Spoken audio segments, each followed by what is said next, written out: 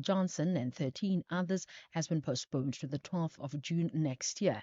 Stanfield and his co-accused appeared for their first pre-trial conference via video link before the Western Cape High Court. They face a wide range of charges, including the murder of gang leader Rashid Stahi in 2019. Stanfield has appealed to be allowed to appear in court physically. I've got no chance for a fair trial. I'm basically already sentenced, my lord. I'm not sentenced to people. It's dangerous, my lord, to exercise the offences, and the rest got none of my awaiting trial privileges. They don't give the access to my education. My lord, it's terrible. They don't even allow me to contact my wife. My lord, they are doing as it is with me, and I never have the opportunity to live my life or to heal whatever is happening. Why must hearing about the certain circumstances, they don't even allow me to contact me. Nigeria's health ministry says 15% of gross domestic product, the GDP, should be allocated to the health sector in the low and middle income countries, especially in Africa. The ministry's Director General of the National Agency for the Control of AIDS, Dr. Lori Temitope, says Nigeria is facing health challenges such as malaria, TB, and HIV. She's representing Nigeria's health ministry at the G20 Health Ministers meeting underway in Bulugwane, Limpopo. I believe all African countries should prioritize health. There should be an increased budgetary allocation to health in accordance with the Abuja Declaration. At least 50% of the GDP should be allocated to health. I believe there should be a public-private partnership across the globe. But I also believe that as the G20 supporters, with funds, they should do so in alignment with the national priorities to ensure national growth, national ownership, and national sustainability. The Sudanese government has called for a guarantee from the international community that the paramilitary rapid support forces will respect their proposals for a ceasefire before they agree to it. This comes as hopes of a pause in fighting were dashed with reports of drone strikes near a military base and power station in the army-controlled capital Khartoum today. The BBC's Barbara Platt-Asher reports. We have not heard since last night anyway, when the RSF made its statement from the Sudanese army.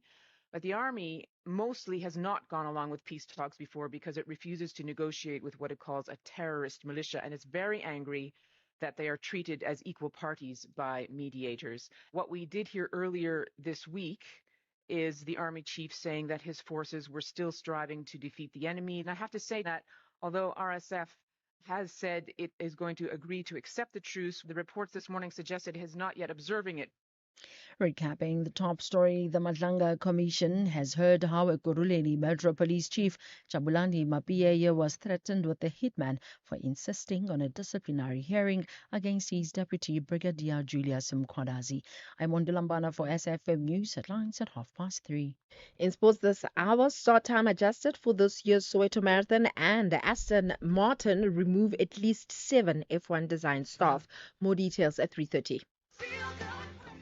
The Expresso Morning Show has been nominated in 5 categories in the 3rd Annual National Film and Television Awards South Africa. It all happens on Saturday, the 22nd of November 2025 at the South African State Theatre in Pretoria. And public voting is open from the 13th of October to the 20th of November at midday. So visit nationalfilmacademy.com, register and vote for Expresso Morning Show in all 5 categories. Then, of course, catch us weekdays 6 to 9 a.m. right here on S3.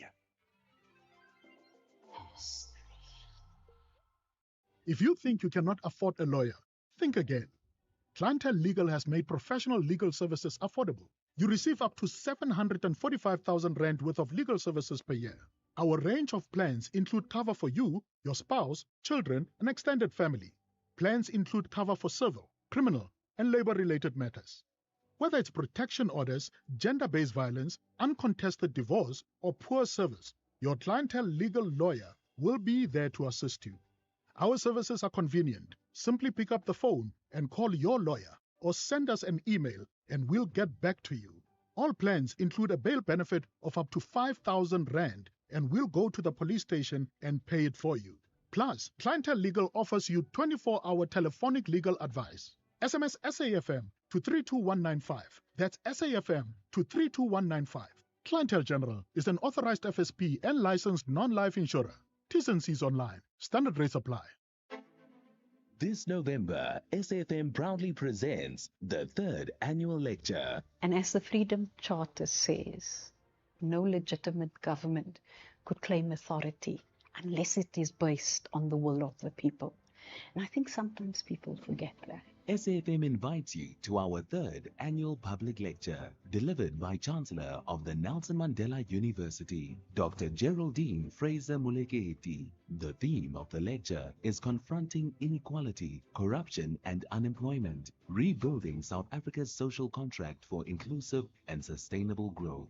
The lecture will take place on the 27th of November 2025 at the Indaba Hotel, Spa and Conference Center in Four Ways, Johannesburg. Secure your seat by emailing us at rsvp@safm.co.za.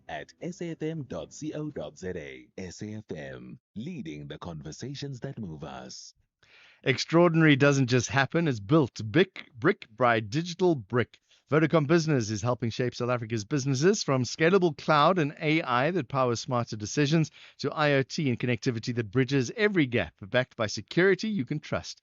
Together with business and government, Vodacom Business is building stronger industries and thriving communities, a nation ready to lead. Visit www.vodacombusiness.co.za. Together, let's build the extraordinary. Vodacom Business, further together. The National Pulse, weekdays, 3 to 6 p.m. You are listening to Jon Gericke on SAFM. Hello, welcome to the show. It is the National Pulse. We're going to go live to the Madlanga Commission in just a moment. Let me tell you what else is coming up after 4 o'clock. A couple of big stories that are making news today. The Senzo Mqunu story.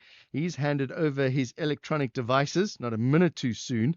He's handed those over to the South African Police Service. We're going to talk to the spokesperson, Senzo Mqunu spokesperson. Going to ask him if there's been enough time for him to delete all incriminating evidence from those phones. But we're going to talk a little bit more about what that means, that he's handing over his electronic devices. And then Malusi Gigaba was supposed to appear in court today on corruption charges. That's all changed since. It's been a bit of a moving story today about Malusi Gigaba. He's released a statement late this afternoon, so we're going to get an update with Outer's senior project manager and organizations expert on Malusi Gigaba, Rudy Heineke, and we're going to get an update on exactly what this court incident was going to be about. He has since had a conversation with the investigating directorate against corruption. Things have changed there quite quickly today, so we're hoping to have a conversation on that. Yesterday, there was the breaking news that there are these, 16, 17 South Africans who are in the Donbass region of the Ukraine.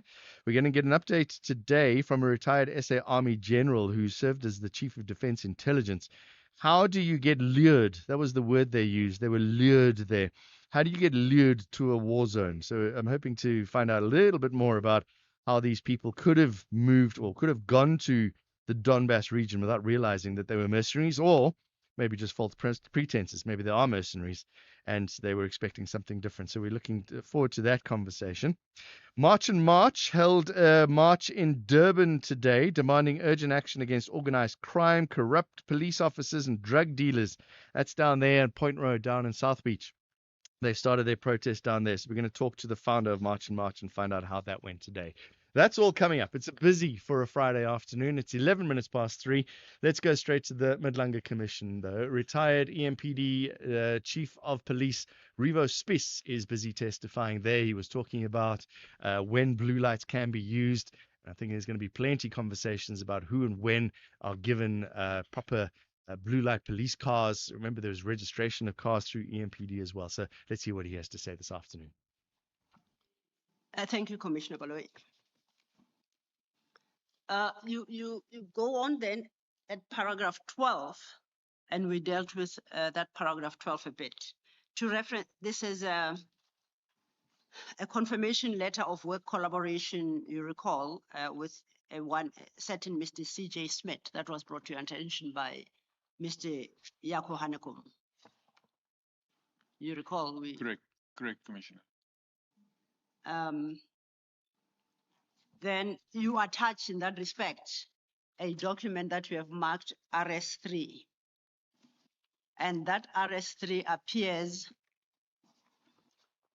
at page 5 of your annexes file. Correct, Commissioner. For the record, this is a document headed Confirmation Letter of Work Collaboration between EMPD THU and Mr. CJ Smith, dated the 23rd of May 2022. Do you confirm? Correct, Commissioners. Commissioners, I confirm that this document is an annexure to Chief Mapie's statement, and he dealt with it, I would believe, fairly extensively. That's the one you read into the That's the record one I read into yesterday. the record yesterday Thank in you. full. So unless any questions arise from there, I don't think it's necessary for this witness to repeat. Commissioner Spears, you then at paragraph 13 reference to video clips which Lieutenant Colonel Tipper shared with you, depicting a convoy of black vehicles, BMWs, Mercedes Viano minibus, traveling towards an airport, with a female voice in the background identifying herself as quote unquote Mama Cat. The second clip showed the vehicles and a small aeroplane at the airport. These videos are marked RS4 and RS5 as part of your statement. Can I deal with this? Do you know where Lieutenant Colonel Tipper obtained these videos from? You say yes, she forwarded them to you. My That's- question is, do you know where she got them from? I made an assumption that you got them from Jeff Weeks, the journalist, because in an email, she stated that she will forward 2 video clips which relate to that same incident. So I am under the assumption that Colonel Tipa obtained it from Jeff Weeks as part of the media query, and she forwarded to me then to look at before I answer the draft media reply. Okay. I think just for the record, in the email itself, so if you go to page 10 of the annexures, that's where you find the email from Jeff Weeks. The second sentence, the second paragraph rather, says 2 videos from the social media page have Correct. been sent to you via WhatsApp. Correct, Commissioner. So we should understand that it's the same video clips that were forwarded to you by Colonel Tipper when she sent this media inquiry to you. Correct, Commissioners. I want us then to turn to paragraph 14 at page 6. Before we do so, Commissioner Baloyi has a question. Yeah, we're not going to see these videos. Commissioner Kumalo says he was looking forward to seeing these videos. We can and we will. We are very edgy this end because this commission unfortunately has had some boo-boos, and we wouldn't want to add to your woes this week. We'll try to locate them to make sure that we project them, but they are available as annexures, and hopefully we'll be able to make Commissioner Kumalo's day.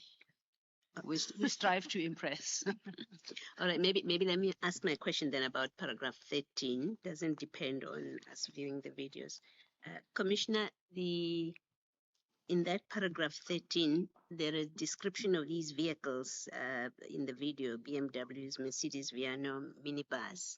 And then when you look at page 4, which lists those vehicles and registration numbers, were you able to make out from the videos whether those vehicles are in any way connected with this list of vehicles, the registration numbers at least, or model even? No, Commissioner. The first video clip is and obviously I don't know the lady at all, but you can hear her speaking, and she sits in the back of the vehicle, and you can see it's a BMW because she sits at the back and recording through the windscreen they're traveling on a highway. You can see the blue lights is blue lights that are stuck to the windscreen at the front, and you can see the reflection of the blue lights against the surrounding and in the vehicle itself, and you can see the left passenger with black clothes on and a white shirt. And you can see slightly the driver. So it shows to the front inside the vehicle out. So you cannot see a registration number on that at all.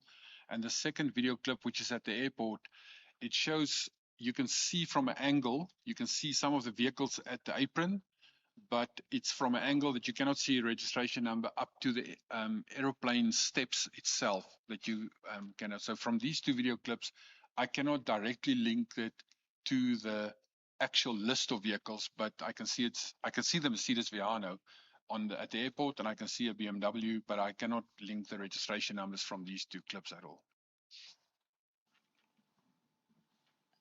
What is the concern, and I'm avoiding to use the word risk, about blue lights being in the hands of private security companies such as this, or even private individuals, that they have vehicles where they're able to use blue lights? Commissioner, and it's maybe I must first state on my own career. I'm 43 years a policeman, and when I started, I first was in South African Police Service, and then in Pretoria Traffic, Benoni Traffic, and then Ekurhuleni Metro Police. When I started as a law enforcement officer in SAPS, it was still high risk, but it was easier to do law enforcement because you could use blue lights in the execution of your duties, and the general public would obey it, and there was very, very little issue surrounding that. However, lately it has become just about close to impossible to do law enforcement, irrespective of the day or time. Every single citizen, and that includes me, when I'm after hours and it's off duty, is that I'm afraid of blue lights at night and when someone approaches me from behind. The general public is, because blue lights, there's actually even incidences where there's blue light gangs operating. There's a huge criminal element in the country that use blue lights because they impersonate police officers. There is very well known the groups that operate from the OR Tambo International Airport, following people home, robbing them, and that is the largest risk that we have with the illegal use of blue lights by anyone. Doesn't matter who it is. And then the second risk for that as well is it makes the policeman job close to impossible, because a genuine policeman doesn't know if it's a criminal or not a criminal, and he then gets killed. As a normal policeman, you get killed when you try to stop these vehicles and enforce them. And security officers impersonating police officers is one of our largest risks. The regulation on lights on vehicles actually restricts security companies to have a steady white light with their name in black letters on and strobes in the front, only white lights that they can use. It is a known in the world, it doesn't matter who, in the world, is blue lights is law enforcement, red lights is ambulance and paramedics, amber or yellow lights is construction work. We'll hear a little bit more from this witness in a little bit, explaining exactly all about the blue lights. We know where this is leading. Access to the internet is vital for any country to grow. That's why the recent 6.75 billion rand digital infrastructure deal that Standard Bank Corporate and Investment Banking facilitated between Telkom and an Actors-led consortium is so transformational for South Africa. It unlocks growth and provides internet access to underserved communities who will now have access to the internet for the very first time. Search CIB Stories of Impact to watch the full story. Standard Bank is an authorized FSP and registered credit provider. T's and C's apply. It's flake or break in the Elimination Challenge on the Tastemaster Junior this Tuesday evening at 7:30 on SABC2. It's all about perfectly baked pastry and a deliciously savory filling as the bottom 6 bake their own pies from scratch. There's no time for half-baked measures as they fight for a spot in the next round. That's the Tastemaster Junior, Tuesday evenings at 7:30, repeat Wednesdays at 1 and Sundays at 4 p.m. Only on SABC2.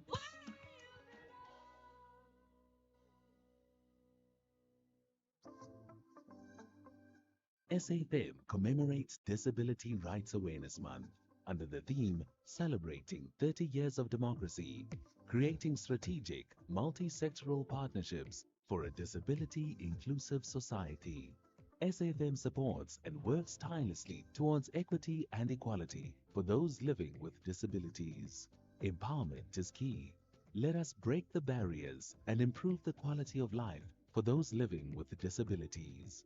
Our efforts towards a better life for those living with disabilities can only be impactful when we do so together. We do not tolerate any kind of discrimination. Disability Awareness Month 2025 on SAFM 104 to 107 FM nationwide, leading the conversations that move us. You're listening to the National Pulse. 23 minutes past 3. We got news headlines coming up in 7 minutes. Tumi has your sport directly after that. Let's go back to the Madlanga Commission. You suggesting that by right, by law, it has to be that when a civilian sees a vehicle with blue lights, the correct assumption must be it's SAPS or SAPS related, security related, and it's official. Is that what the lights are intended to Commissioner, communicate? not security related. I won't go that far. Okay. It will be related to law enforcement. That's what I was looking at. Only police, traffic, or military police, or municipal police, not security related. Public must think it's a policeman, and the policeman is giving an instruction to either move out of the way because I'm responding if I use it together with the siren, or the public must pull off because I want to do law enforcement and the public has done something wrong. That must be the only assumption when blue lights is being used and sirens.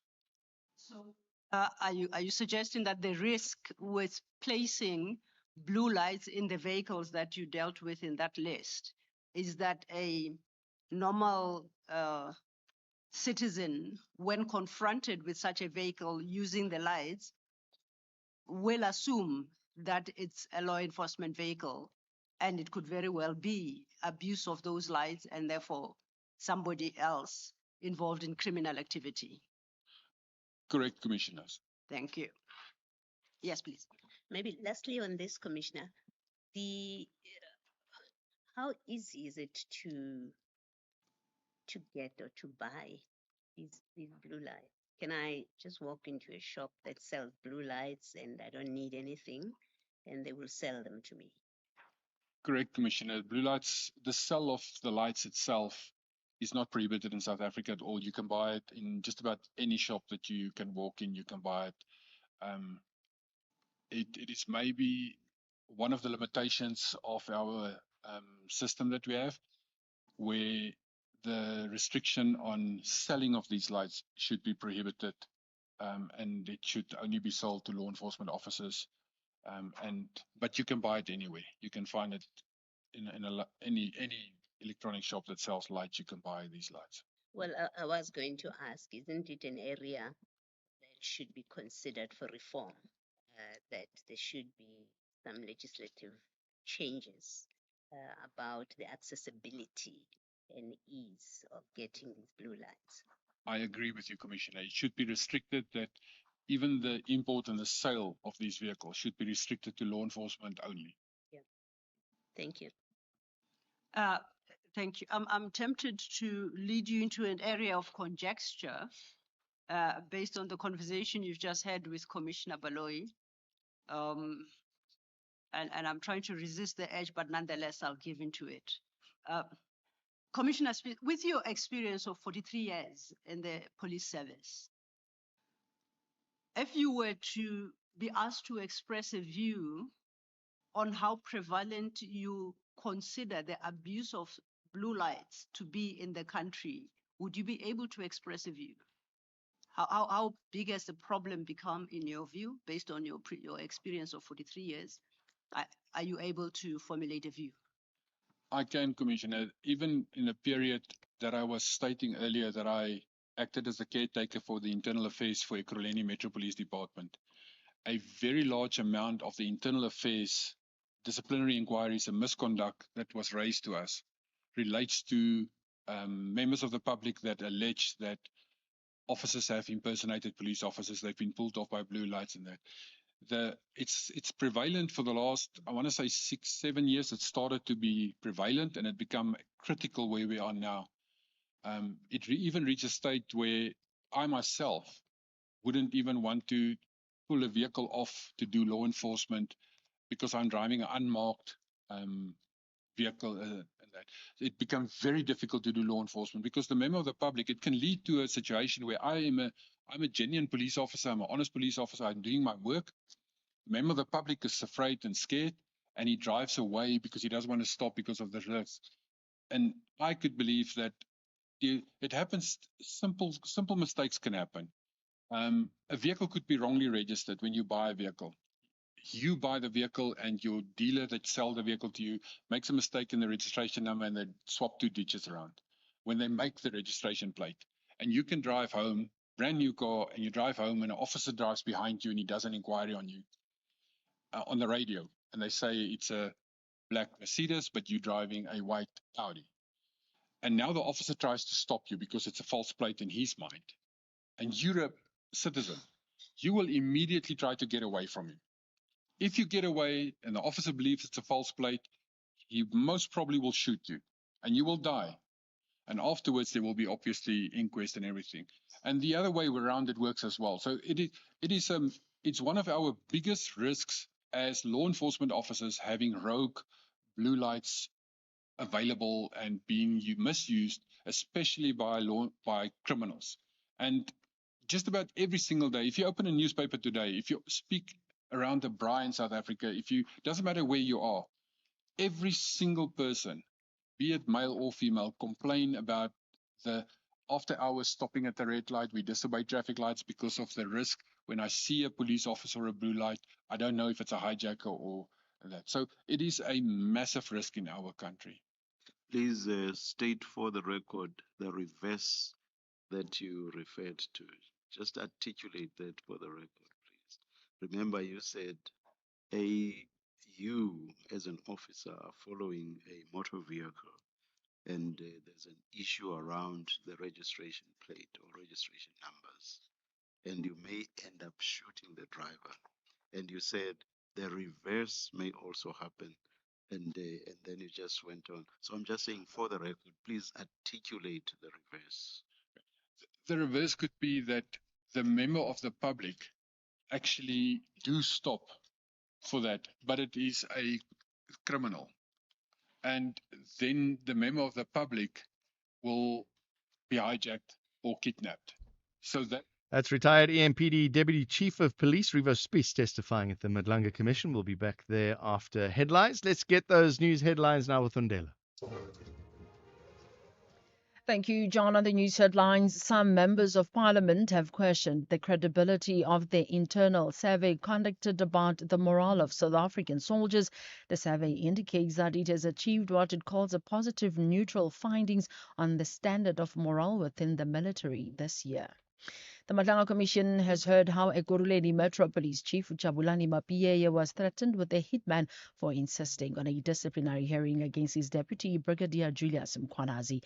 And President Cyril Ramaphosa has arrived in Rome, Italy, for a working visit to the Holy See. A full update follows at the top of the hour. SAFM, guiding you through the rush hour traffic. Good afternoon. Starting off in Gauteng, rain across parts of the province reported, so please do reduce your speeds and drive with absolute care in the affected areas. The R21 northbound in Tembisa has a crash reported before Olifantsfontein Road, and the N1 southbound in Midrand, a stationary vehicle before Buccleuch interchange. In KZN, the N3 westbound, a stationary truck before Cliffdale causing some delays, and the N3 inbound has a crash reported at Spaghetti Junction. In Cape Town, the N2 outbound slow moving towards Bunga Avenue, the N1 outbound is slow moving on Platcliffe Hill, and Spine Road westbound in Khayelitsha slow moving at Jafta Masimola Road. With your traffic update, I'm Irma G. This is SAFM Sports with Tuming Khapele. Tumi, when's Soweto Marathon? It's coming up on the 29th of November. 29th of November. All right, so I'm doing next year's Soweto Marathon. That's like my goal. Okay. So I've got a year and 2. Why is Phineas laughing? I don't know why. Like it's as if you just cracked the joke. Funny. I'm doing it for charity and everything. We're busy working this out. We're like negotiating. He is cracking. It's not funny. It's just, can't you see me running his eyes literally came out of his head. What's going on? Remember my eyes. What must I remember about my eyes while I'm running? my face, He doesn't believe that you can actually run a marathon. and I don't even know why. Yeah, I pay you guys good money to make me look good. All right. So that's enough of that. Anyway. Tell us what's happening in the sport, please. Well, a very good afternoon to you. I almost said Ashraf, John, and our listeners. Well, the organizers of Soweto Marathon have confirmed new start times for this year's event, which is starting on the 29th of November at Nasrec. Usually it's ran on a Sunday. Now the People's Race has moved to a Saturday, and as a result, all three races from the 10 kilometer, 21 kilometer, and 42 kilometer will begin 30 minutes earlier than usual. NPC spokesperson Jabu Mbuli says that the adjustment is to help manage the increased traffic and activity expected in Soweto on the day. Will start at 5, the 21 will start at 6, and the 10 will start at 7. And for the marathon, we've always had cut-off times, but we have never enforced them. But for this year, we're going to enforce those cut-off times. The first cut-off will be at 21.1 kilometer mark, where if you are not there in 3 hours and 3 hours, 3 minutes, if you are not there, then you have to then direct to the inner bus. That's our first cut-off time because of as much as it's a Saturday, it's a Monday, we are in a way enforcing the rules. And then as well as we want to make sure that we bring less instability to the community, especially with funerals, weddings, and everything. Yes. So that come 11 o'clock, all the roads are open. Yes. Well, talking about the Soweto Marathon non-profit company will host a training run tomorrow morning. The practice run is set for Southgate Value Market at Rifle Range Road in Johannesburg, with a 25-kilometer run starting at 6 p.m., followed by the 10-kilometer event at 7, while participants are encouraged to wear their Soweto Marathon colours as a sign of respect for South Africa's biggest township race. In cricket, Proteas women all-rounder Sunay Lees has urged South African cricket to learn from the likes of England, Australia, and India in terms of how they managed to grow their women's game. Speaking as the team landed back home from the World Cup and mere hours after losing the final to host nation India, Lees made the observation that the Women's Premier League in that country had a lot to do with them winning their maiden World Cup title. I think all the teams are trying to compete with one another, and I think it's it's a hustle bustle at the moment. You know, you see the WPL and how it's exploded, and how it's helped India, make semi-finals and finals more consistently. And you see Australia dominating, you see England dominating. So it's really just for us to go look at them and just see, okay, cool, what are they doing? Let's try and bridge those gaps. Let's try and duplicate their templates on grassroots levels and whatever they've been doing, so that we give ourselves the best chance to compete. In terms of football, CAF President Patrice Motsepe says that adding Morocco to the list of the AFCON host nation forms part of the broader vision to develop the continent's sporting infrastructure. All eyes are now on the upcoming edition of Africa's premier football competition, which is starting from the 21st of December to the 18th of January across 6 Moroccan cities, with the FIFA World Cup to follow next year. Motsepe also believes that interest in African football will definitely reach unprecedented levels. Meanwhile, this weekend, the Buccaneers get an opportunity to secure their place in the second cup final of the season. They have remained in Durban for tomorrow's Carling Knockout first semi-final against Richards Bay, and it's happening at Moses Mabhida Stadium tomorrow afternoon, after having won his first trophy in South African football in September, lifting the MTN 8 title in Bombela. Here's coach Abdeslam Wadu talking about what it would mean to lead his team to another final. Since you didn't play the game, you cannot pretend to go to the final. For me, it's very important to prepare well the game, to analyze very well the opponents, and to respect all the teams. I think it will be very, very tough game tomorrow. Like I told you, because first of all, we are in Durban, so they will have this proud to play strongly that game against Orlando Pirates. and they will want to, yeah, to bring all the two teams in the final. For us, it will be very important to be very ambitious. Of course, we have won the first cup, but all my players are very ambitious, and the club is very ambitious to play that game and to go to the final.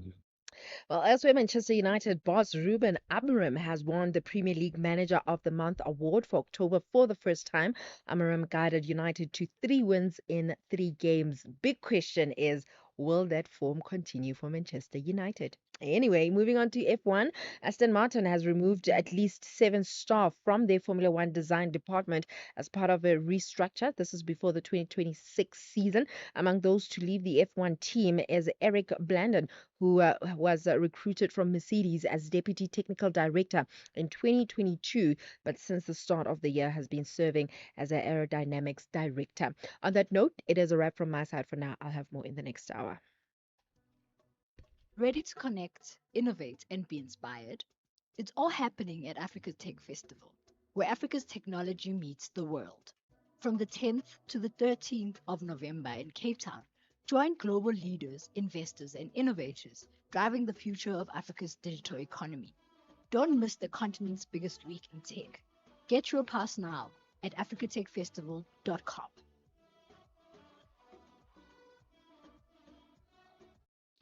Ish, at school I was falling behind. They thought I wasn't trying, bruh. Truth is, I couldn't see well, and I felt as small as the words on the board. And then, teacher came to sit with me and realized I needed glasses. Bruh, now everything's changed. Take time to listen. With enough love and support, children don't just catch up, they thrive. Visit holdmyhand.org.za. Together, we can change their future. SAFM invites you to our 3rd annual public lecture delivered by the Chancellor of the Nelson Mandela University, Dr. Geraldine Fraser-Moleketi. The lecture takes place on the 27th of November at the Indaba Hotel Spa and Conference Centre in Fourways in Johannesburg, under the theme Confronting Inequality, Corruption and Unemployment, Rebuilding South Africa's Social Contract for Inclusive and Sustainable Growth. Secure your seat. Email us at rsvp@safm.co.za. You're listening to the National Pulse.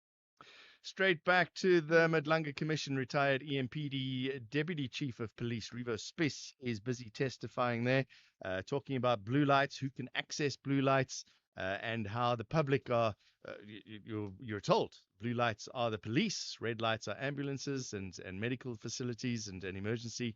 Let's get an update on what's happening at the Madlanga Commission. On the screen itself that you can hear, because the siren is overpowering in this portion of the clip. So if it's slowed down when you show the video clip.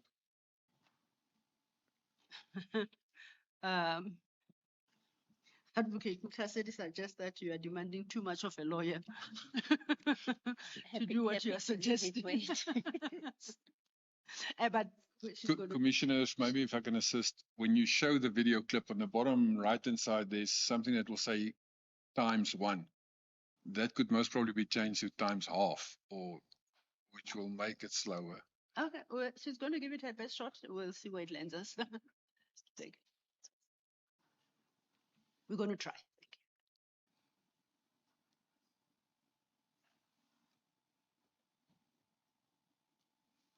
And the writing you are referring to, Commissioner, would that be subtitles or what writing would this be? It's on the screen itself, Commissioner. I presume it's the subtitles that runs along with the video. All right,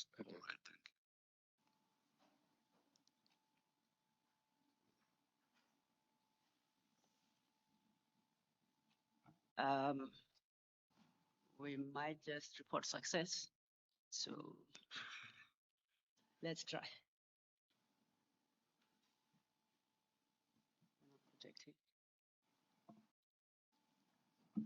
Okay, she slowed it down significantly. If you can then look at the screen and you direct where to read on the screen. From my side, this one says blue lights, drop off the cups. Is that? Oh, the Queen. Yeah. Stop it. Blue lights, drop off the Queen, and her cups. Where are you reading? Are you reading at the top of the? In the middle of the screen, in the middle. where the elbow of the Yeah. passenger is. Yes. Okay. Then we proceed. Yes.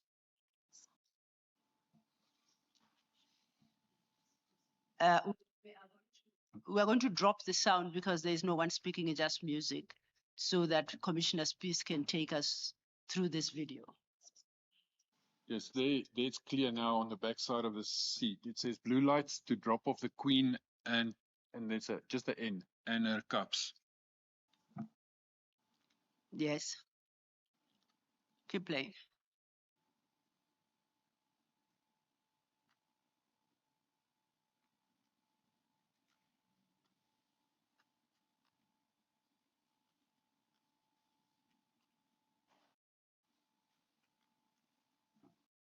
Okay. It would appear there is nothing further added there. I want to refer you to the top of the video. There appears to be some writings there. Are you able to read them for us into the record? Correct, Commissioners. It's a small avatar of a lady's face with long black hair, and then next to it is Cordelia Kabeng. And it states underneath that beauty by exclusive _ Weinak. Okay. So then, getting back to your paragraph 13, it is not correct that we hear a female voice in the background identifying herself as Mama Cat. That doesn't come through on the video, correct? Oh, Can we just miss listen it? to the second video as well? Okay, let's try the second video and see if it's in that clip.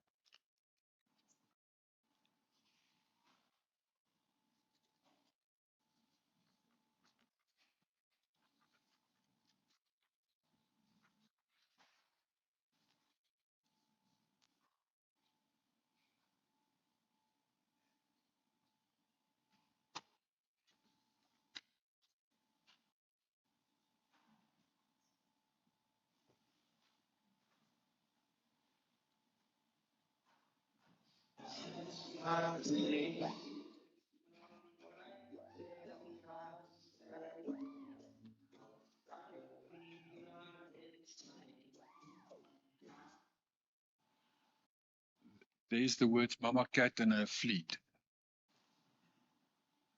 Is it the words printed on the video there as we see on the screen, or are they spoken? It's the words there on the fleet, which I presume was the titles as the speaking in the background, that she overlaid music over that. Okay. Can we then I suggest we play this video from beginning to end, and then we can take questions on it.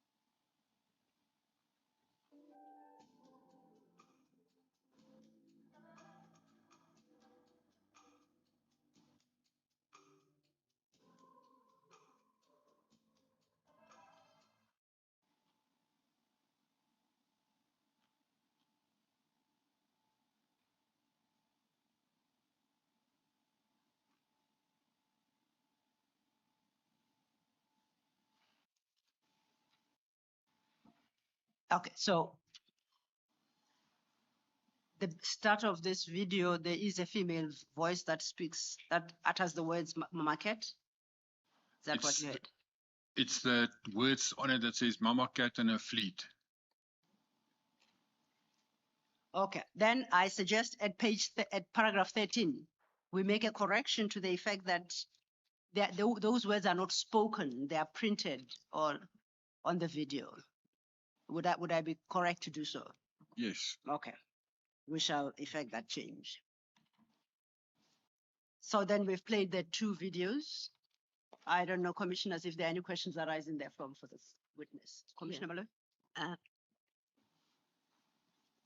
In response to a question by Commissioner Baloy about the registration of the vehicles and whether you could relate the vehicles on the videos to the listed vehicles.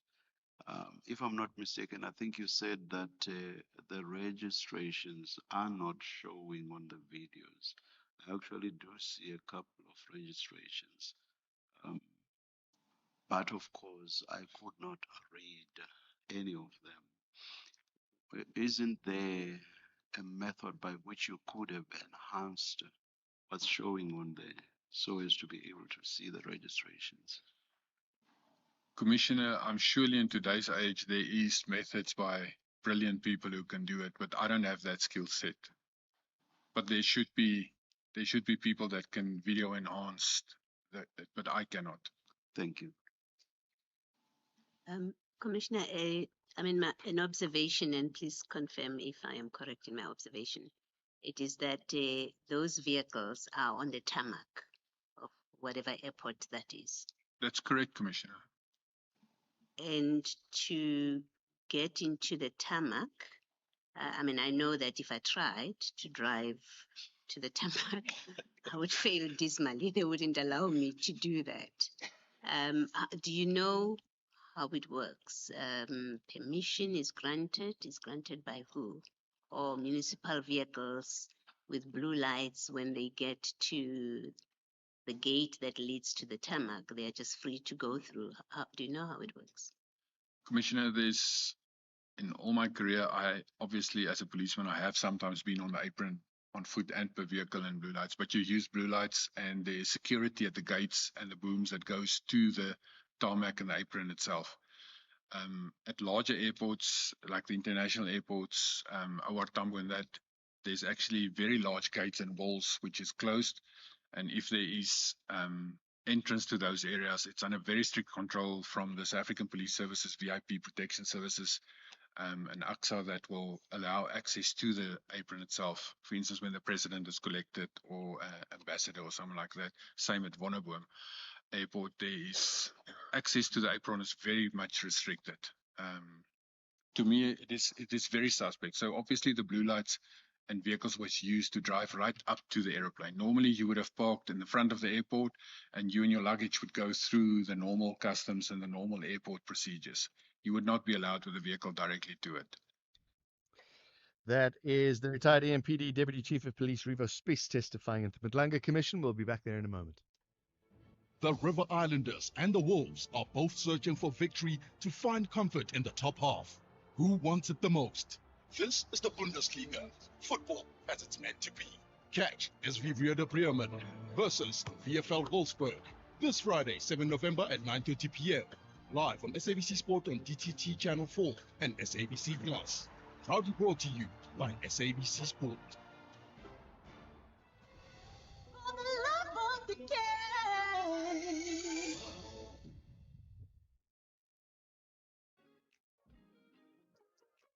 Hi, I'm Khomotso KG Mweketi, and I believe in music's ability to connect, to heal, to remind, and to bring joy. And each week on my Saturday and Sunday show Seasons, right here on SAFM 104 to 107 nationwide, I endeavor to do just that. So join the movement of Seasons every Saturday and Sunday, 10 a.m. to 1 p.m.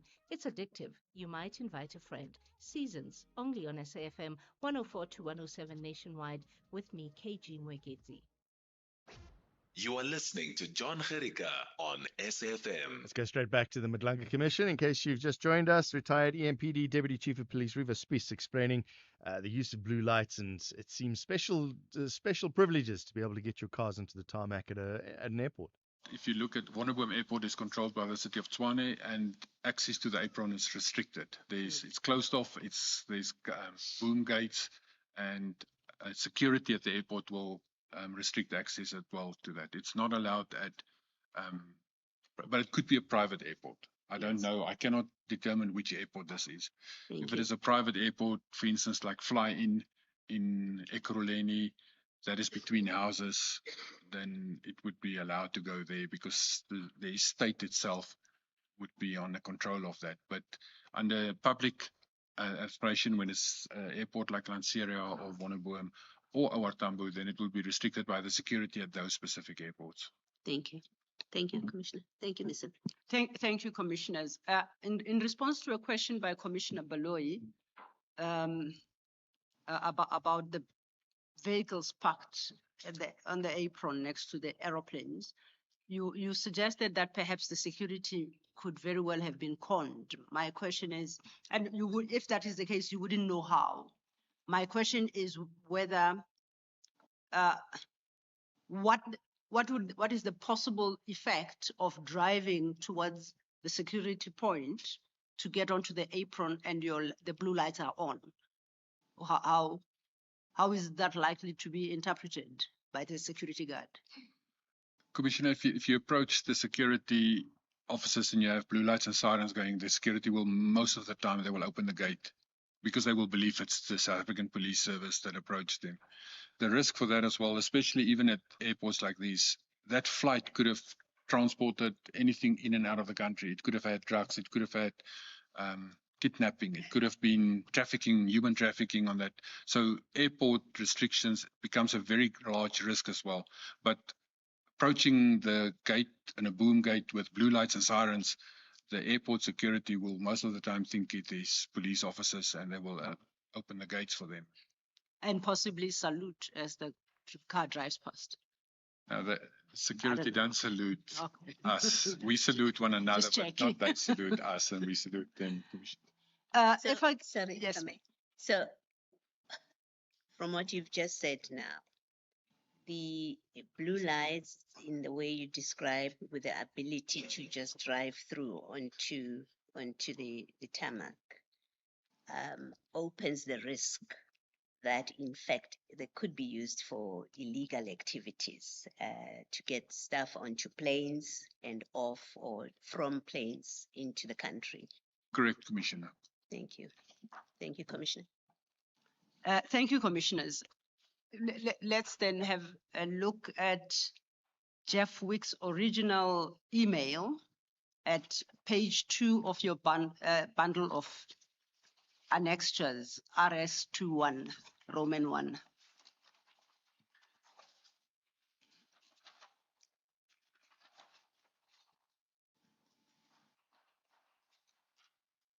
In the fourth paragraph of that email, Jeff Wicks writes as follows: 2 videos from the social media page of Cordelia Kabeng, wife of Vusimusi Matala, the owner of the aforementioned company, have been sent to you via WhatsApp. Do you see where I'm reading?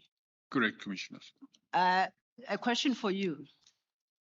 I appreciate it's Jeff Wicks saying that these are obtained from social media page of Cordelia Kabeng, who's the wife, according to him, of Vusimusi Matala. First, at the time you were dealing with these videos, did you know who Cordelia Kabeng is? No, Commissioners. Do you know today as we sit here who she is? From media, yes, but I still don't know her. But I have seen that she's the wife, allegedly, of Vusimusi Matlala. But at that date, I didn't know any of the 2. Then you didn't know either of the 2. Yes. And today, do you know who Vusimusi Matala is? Correct, Commissioner. And who do you know it to be? He is the director or owner of the CAT VIP security firm. And since 2022, his name also popped up in that he procured Medicare 24 as a subsidiary, and they have tenders with the South African Police Services, which was cancelled in the meantime. And he has also been arrested and is currently in prison awaiting trial for a attempted murder matter. But that I only know from news, from the media. I appreciate that. Thank you. Chair, it's 15:57. I'm going to a new topic. Would you like me to start?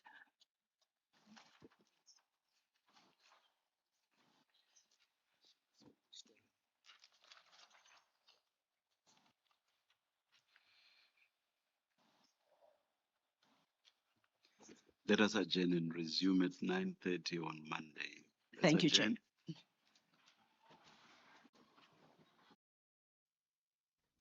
So that's the Madlanga Commission. Another week done. Well done to you, and thank you very much for listening to it so far. We'll be back again with it tomorrow on Monday. You heard what is going on. They're discussing the use of blue lights, who was using the blue lights, what privileges they were being given. You heard it live here on SAFM. 086 000 2032, and you can also send us WhatsApp voice notes on 0614 104 107. What do you make of what has been going on over the last week or so? Your opportunity to have your say. It's so much. It's difficult to get your head around all of these things. And coming up in the next hour, we're gonna delve a little bit deeper into some of the goings on that this has led to. One of those is the police minister on special leave, Senzo Mchunu. He handed over his electronic gadgets, I guess you can call it, handed over his mobile phone to the police today. And we will hear a little bit more about that. Let's go to Ronald quickly, who's in Midrand. Ronald, what do you have to say about the commission's happenings today? Hey, John, afternoon and to the listeners. Yes, scary stuff, my man. Very scary stuff. Now, you give blue light to like, and yes, direct does it? Do you see that our kids are not safe with this man? Do you see that you can never find a piece of act used in our country when black roses to fight? So they make as people with most. Now, people who have been police, I said, it's scary. It's like a fiction. It's in a horror movie. Yeah, it's like in a horror movie. It's one of those. We'll be talking about him. He was ordered to present himself for an engagement with the Investigative Directorate Against Corruption today, IDAC. And then later on, we're going to find out what's happening with South Africans in that Donbass region. What's happening there? It's 4 o'clock. You're with SAFM.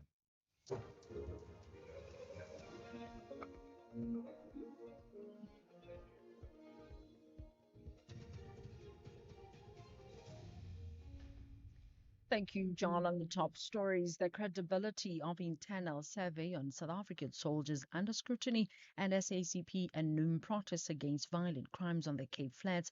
For SAFM News, I am Ondalambana, and a very good afternoon. Some members of parliament have questioned the credibility of the internal survey conducted about the morale of South African soldiers. The survey indicates that it has achieved what it calls a positive neutral findings on the standard of morale within the military this year. This emerged during a meeting of the Joint Standing Committee on Defence that was briefed about the morale within the South African National Defence Force. EFF MP Carl Niehaus questioned how this internal survey has been conducted without threatening soldiers' jobs. My concern here is whether the members who have participated in this have that the answers are in a way not neat, that they're anonymous in their response, and that they are not to be victimized for their response. That is very important. I'm concerned about the high number of the questionnaires that have been handed out that have not been returned. 1,630. The Madlanga Commission has heard how a Guruleni Metro Police Chief, Jabulani Mapiyeye, was threatened with the hitman for insisting on a disciplinary hearing against his deputy, Brigadier Julia Mkwanazi. Brigadier Mkwanazi has been implicated in the Madlanga Commission for his alleged close ties with alleged criminal cartel syndicate member Fusumuzi Cat Matala. This as Mkwanazi allegedly authorized blue lights to be fitted into Matlala's private vehicles. Chief Mapiyeye has testified that then City Manager Dr. Imogen Mashazi threatened him and another Deputy Police Chief, Revo Spies, with the name of the late taxi boss Jonathan Mswazi Msibi. Commissioner Spies was not with me. I was just with her when she told me that she has learned that it's myself and Commissioner Spies who are persuading this matter of Julius Mkhwanazi. So, well, I even relayed this on the same day to Spies as well, because I wanted him now to also take precautionary measures wherever he could be traveling. The mayor of the Machabeng municipality in the First State says they need revolutionized skills to make them a special economic zone. Tandukolo Kaliba says improving skills in the digital age would encourage investments to the province and promote economic growth in the country. This as Mine Workers Development Agency, alongside Sibanye Stillwater and Rand Mutual Assurance, officially launched the digital hub in Velkom. The aim of the initiative is to equip the youth and women from mining towns with future-fit digital skills, create sustainable jobs and small businesses in the mining industry. Kalipa, however, says they cannot only rely on mining. We can have all these plans. We'll then import ministers, Susabantu now, because asthma skills in my area. And we are happy that our minister did visit one of the companies which they have already invested in the same area of our fleet. So Machabeng is no longer minister on only focus. We need, there must coexist. Mining must be there, gold must be there, but we must also focus on other industries. The South African Communist Party and the National Union of Mine Workers have staged a picket at the Western Cape Legislature in Cape Town. The unions are calling for urgent action against violent crime and corruption on the Cape Flats. SACP Provincial Secretaries Benson Mwanzu. We call for the provincial government, one, to classify and declare violent crime as a provincial disaster. Appreciate that it's a crisis and ensure that there's an integrated response to it and that the fight against crime is not reduced to the South African police service. That's one. Two, that the Premier must release the Ombudsman report, which actually links certain elements from the underworld criminal network who are infiltrating the South African police service. President Cyril Ramaphosa has arrived in Rome, Italy for a working visit to the Holy See. The president says the visit serves as an opportunity to discuss a renewed focus on collaboration in humanitarian aid, climate justice, emergency response and peace building. Ditaba Tsotetsi reports. The Holy See has diplomatic ties with over 180 countries and observer status at major international bodies like the United Nations. It also holds a significant global influence through its moral, religious, and diplomatic authority. South Africa and the Holy See have a long history of diplomatic relations that was formally established in 1994. The meeting with the Pope Leo XIV is of particular significance as it represents South Africa's first high-level engagement with the newly appointed pontiff. Recapping the top story, some members of parliament have questioned the credibility of the internal survey conducted about the morale of South African soldiers. The survey indicates that it has achieved what it calls a positive neutral findings on the standard of morale within the military this year. I'm Wandela Mbana for SFM News headlines at 4:30. In sports this hour, September sets tone for AFCON and Morocco at Norton leads SA Under-19 Academy side against France. More details at 4:30. SAFM, guiding you through the rush hour traffic. Good afternoon. Starting off in Gauteng, the M1 southbound in Johannesburg is slow moving towards Crown Interchange, and the N1 southbound in Fourways queuing towards Winnie Mandela Drive exit and Bryanston Drive is where a crash is reported near Brook Avenue. In KZN on the N3 inbound, there's a crash at Spaghetti Junction, and on the N3 westbound, a stationary truck before Cliffdale causing delays. In Cape Town, Albert Road is slow moving through Woodstock and Boys Drive southbound in Cork Bay queuing towards Main Road. With your traffic updates, I'm Irma G. Clientele is here to safeguard you and your family with compassion because life happens. Be part of a family that truly cares. Our funeral dignity plans have helped South Africans bury their loved ones with dignity for more than 30 years. Let us help you create a meaningful tribute that honors your life and those of your loved ones. We pay out within 24 hours and you will get double accident cover with a clientele funeral plan. Our plans are affordable. Pick the option that suits your needs. Easy to apply, no medical examinations, and no paperwork. SMS SAFM to 48031. That's 48031. Clientele Life is an authorized FSP and licensed life insurer. T's and C's online. Standard rates apply. I don't love going to school. I don't love sitting in a classroom with 50 other children. But I do love learning. Ndiyakuthanda ukufunda isiXhosa as a language. I do love getting good grades. I do love UCT Online High School because I do love my future. Apply online before 28 November. This November, SAFM proudly presents the third annual lecture. And as the Freedom Charter says, no legitimate government could claim authority unless it is based on the will of the people. And I think sometimes people forget that. SAFM invites you to our third annual public lecture, delivered by Chancellor of the Nelson Mandela University, Dr. Geraldine Fraser-Moleketi. The theme of the lecture is Confronting Inequality, Corruption and Unemployment, Rebuilding South Africa's Social Contract for Inclusive and Sustainable Growth. The lecture will take place on the 27th of November 2025 at the Indaba Hotel, Spa and Conference Center in Four Ways, Johannesburg. Secure your seat by emailing us at rsvp@safm.co.za. SAFM, leading the conversations that move us.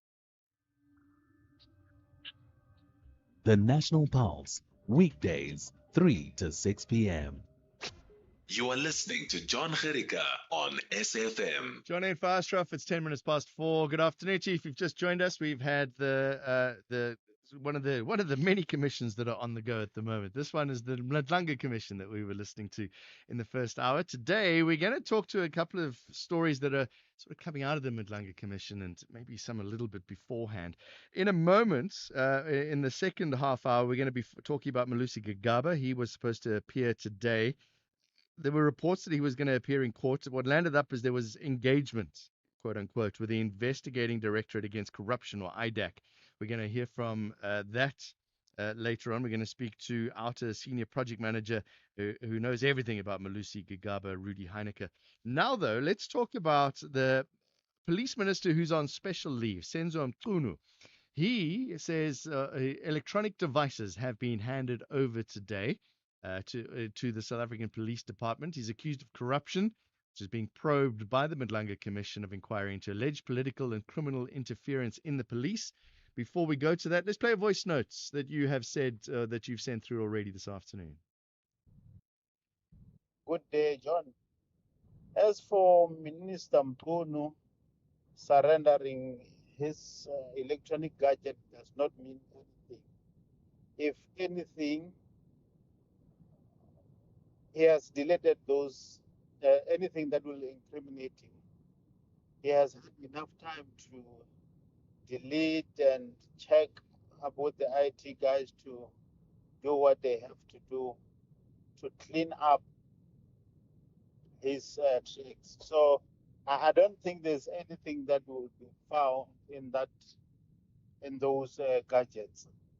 I'm yet to see somebody who lies more than Bunu when they are under oath. So hence I'm always asking myself, has the oath lost its touch? Letsolo, East London. Well, let's talk to Senzo Mchunu spokesperson, Stembiso Mshengo. Stembiso, good afternoon to you. You heard the voice notes. Has the suspended police minister deleted everything off his cell phone? A very good afternoon, John. Look, they feel and on the through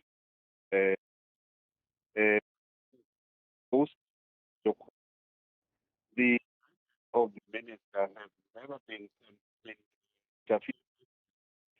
It is not it is not made correct with any because we have nothing to fear of what may be contained in this matter. He voluntarily handed them over. Did he say, "I am innocent, here are my devices," or did the police ask for those devices? In fact, what happened is that the police been to say they would want to have interaction with organizations that they are possessing a a warrant to search and seizure, and would he be willing to hand over his budget? The minister expressed his willingness to hand over his budget because he has nothing to fear. In that process, his lawyers were invited to the house where he resides, which is an official residence. Uh, Uh, this has all got to do with what's coming up in these probes, that he was alleged in a relationship with Brahmakhotsi, that he was fired under fire for his instruction to disband the political killings task team. Will there be evidence on the phone that he had a relationship with Brahmakhotsi? That is why the minister maintains that he is honest and he has nothing to lose because he has no relationship in business or political relationship with Brown Mokoti. All that we know that Brown Mokoti is just somebody who enjoys associating himself with everybody. So in that the minister knows him, the member of the ANC, and that's the long and short of it. There is no relationship whatsoever with him. So then, why are these allegations being made? It's part of a plot to actually tarnish the image of the minister for political reasons. Which political reasons? Fair. It was the Lieutenant General Mkhwanazi who said that I had been to it be in the real. Probably they are conniving with particular people and in order to remain set in public.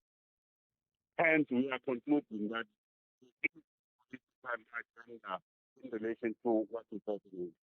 Is this all, according to you, all ANC infighting and aligning themselves to be president of the ANC? We have no evidence of that. Mm-hmm. Only those who are alleging that they are, and I'm sure no have conditions of becoming president, who are they a of that president? Tell us about what's happening with the Integrity Committee or the Integrity Commission of the ANC. This is all happening at the same time. Minister Mkhunu subjected himself to the Integrity Commission. He has been to it. He has taken again of going back for the second part and he appeared from the Madrid Commission. Part of the statements that the Senzo Mkhunu released, one of the lines says, "As things stand, I'm no longer the face of the South African Police Services due to me being on leave." Do you not see that as part of the problem? That he's not the face of the police services, that he's just that he's a minister, and part of the accusations has been that he has been involved in police duties. He has never been on any duty. The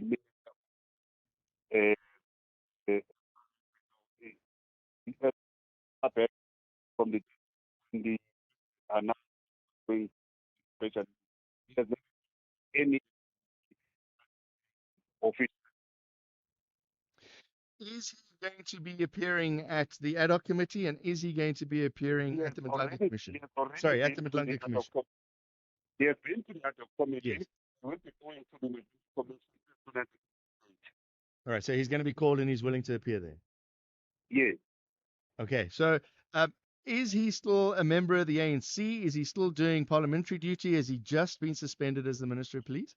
He is a member of the ANC National Executive Committee in good standing, as well as the National Working Committee. And with all these allegations, you're standing by that there is no evidence that has been produced to validate all of these claims that have been thrown towards him so far. There is no evidence, even a shred of evidence of all the witnesses who have been to the go to the commission and the other committee, that points to a direction where there is even the slightest evidence that Mkhulu is corrupt. All right, we can leave it there. Thank you very much. That is Senzo Mkhulu, spokesperson. Stembiso, we got a voice note. Sorry, if you don't mind hanging around, Stembiso, we got another voice note for you. Let's just see if I can play it. Here we go. We got a voice note for you and a question. Afternoon, John. This is Richard from Durban. The question I have relates to a series of articles that were written about 6 to 9 months ago where Senzo Mkhulu was being strangely promoted on social media and there were no answers and he didn't know who it was from. And now we're not talking about that. Nobody speaks about that strange, like, influencer thing that was going on with him. Now we know what it was. It was this gap for presidency. It was paid for by Matlala. That's how it worked. Why did it happen? It happened. Somebody paid. Cheers. Have a lovely weekend, South Africa. Your response to that, Stembiso? That's absolute hogwash. There is no such. If people get around and post on social media without coercion, so there are so many people who are being promoted. They are photographs, they are deputies who have support groups on Facebook and somewhere else. You can't say those people are paid singers or promoters. Right, so the support that you're seeing on social media are just supporters of the suspended minister. Yeah, people will get themselves because they can see that. Hang around, Stembiso. We got some more callers. Lou's in Durban. Lou, go ahead. Hi, John. Hi, go ahead. How are you, John? Leke, ask your question, please. No, I'm not asking a question. I'm just telling you, I'm going to fail the Department of Education. And he was promoted to be a president. He failed dismally. The KZN department is because of him. He's calling the spin doctors now. Well, what's that got to do with him being suspended as the Minister of Police? No, it's just meant to happen eventually. Because he has failed the department and then promoted to the next office. How? If you're saying it was meant to be. All right, Lou in Durban. Stembiso, what's the suspended minister doing now? Is he waiting for his job to be reinstated? Is he just going to wait and follow the process? The minister will wait to pronounce himself being given a preliminary by the National Commission. As and when that will happen, we do not know. But he remains he is courageous, he is in good spirit, ready to accept whatever is the verdict of the commission. Stembiso Mshengo, thank you very much. Senzo Mkhulu, spokesperson, joining us here on SAFM. Police Minister on special leave, as you heard, handing over his electronic devices to the South African Police Service today. SAFM commemorates Disability Rights Awareness Month under the theme Celebrating 30 Years of Democracy, creating strategic, multi-sectoral partnerships for a disability-inclusive society. SAFM supports and works tirelessly towards equity and equality for those living with disabilities. Empowerment is key. Let us break the barriers and improve the quality of life for those living with disabilities. Our efforts towards a better life for those living with disabilities can only be impactful when we do so together. We do not tolerate any kind of discrimination. Disability Awareness Month 2025 on SAFM 104 to 107 FM nationwide, leading the conversations that move us. You're listening to the National Pulse. Yeah, you see, I mean, you heard the spokesperson there, right? You heard what they have to say. But if I know that I'm in trouble with something, what I'm going to do is I'm going to go to my contacts and I'm going to go to the contacts. I'm going to search for it. Let's just pretend and type it in. In fact, you don't have to type it in. There's a little X next to it and you can make it go away. There we go. There's those people that make that. There we go. Gone. That person's no longer. Do you think the forensic people are clever enough that they can now go into my phone and see, oh, it was deleted. Do you think? Let's go hold that down, and I go delete. Moved. Oh, there's a recycle bin. You see. Now I got to go and find the recycle bin. I'm gonna clean. See, I just feel it was a very long time for you to be able to clear up your things. But as we saw in many trials, and I'm thinking specifically about Oscar Pistorius. Remember, there was that whole thing about getting hold of his WhatsApps that was stored on the server. Or was that it was an iPhone? Or was the Apple? He was using an iPhone that was stored there. And we've discovered recently that you can access WhatsApp conversations, even though this whole point-to-point thing, it just seems as if it was just too much time. Let's take some voice notes on 0614 104 107. You can also call in as well if you want to have a conversation. 086 000 2032. Keys is waiting for your call. Let's see what you have to say about what we've just spoken about. Hi, John. I hope you're great. It's Flo here. I think Stembizo is correct that there may have been people who went on social media and showed their support towards the suspended minister. And it happens, John, all the time, like it is happening on SAFM.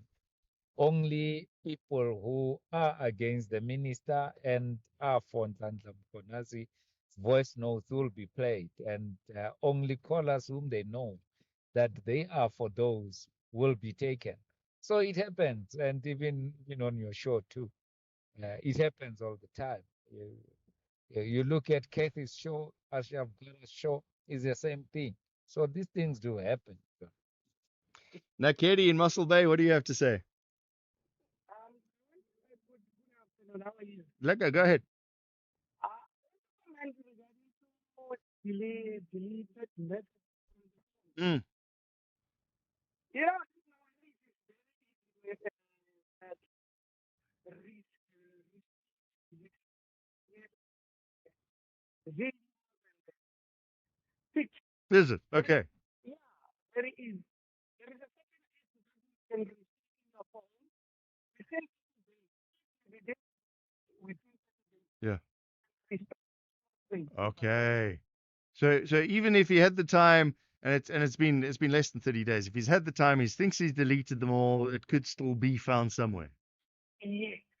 And then the one that it can restore within 60 days. Mm. But I'm sure the police would know what to do to be able to get that kind of information, right? His spokesperson doesn't feel like he is, Nakedi. Spokesperson feels like he's clean and.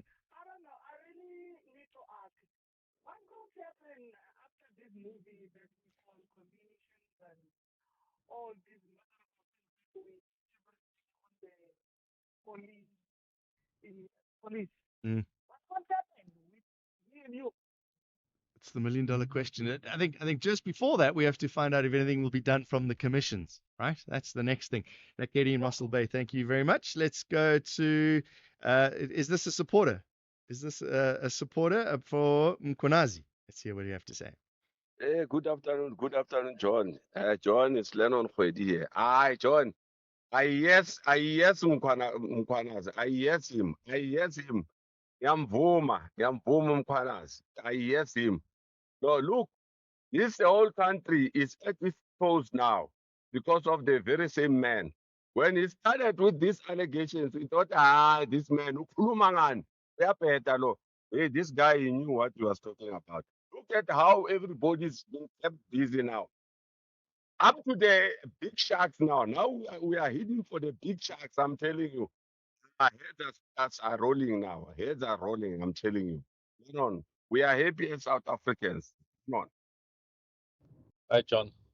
I think Stembiso needs to understand that significance on all now. That not all surveillance are blind because they don't want to see. There was plenty of evidence that if you string it all together, you can see how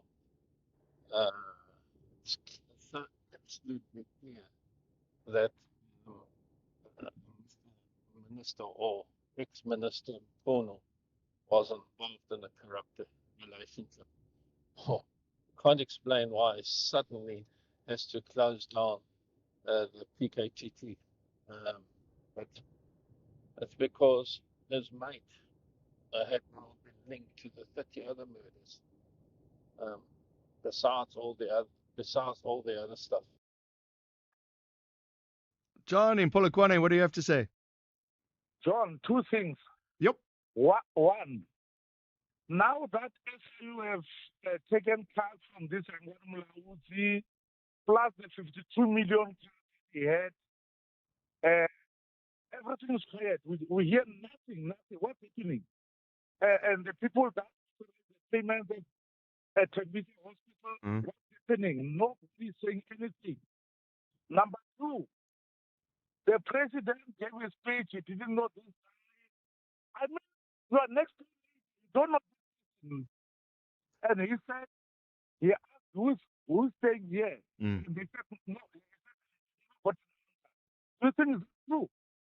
The president thinks his advisor, Bethany Chauke, who stays in this big house. And the man said he didn't get an answer. Do you have to believe that? Well, yeah, I think on your first point, we have to now wait for the justice system to follow through, don't we? But with justice, or not? Well, they've you see, this is the thing, and yeah, I'm no court expert by any means. This is why we call the experts in. But what irritates me is we see these asset forfeitures, and we go and we take the cars and we go and we take assets out of the houses and we put those up for auction. But the process of actually standing in front of a court and answering to those allegations, that just seems to take forever.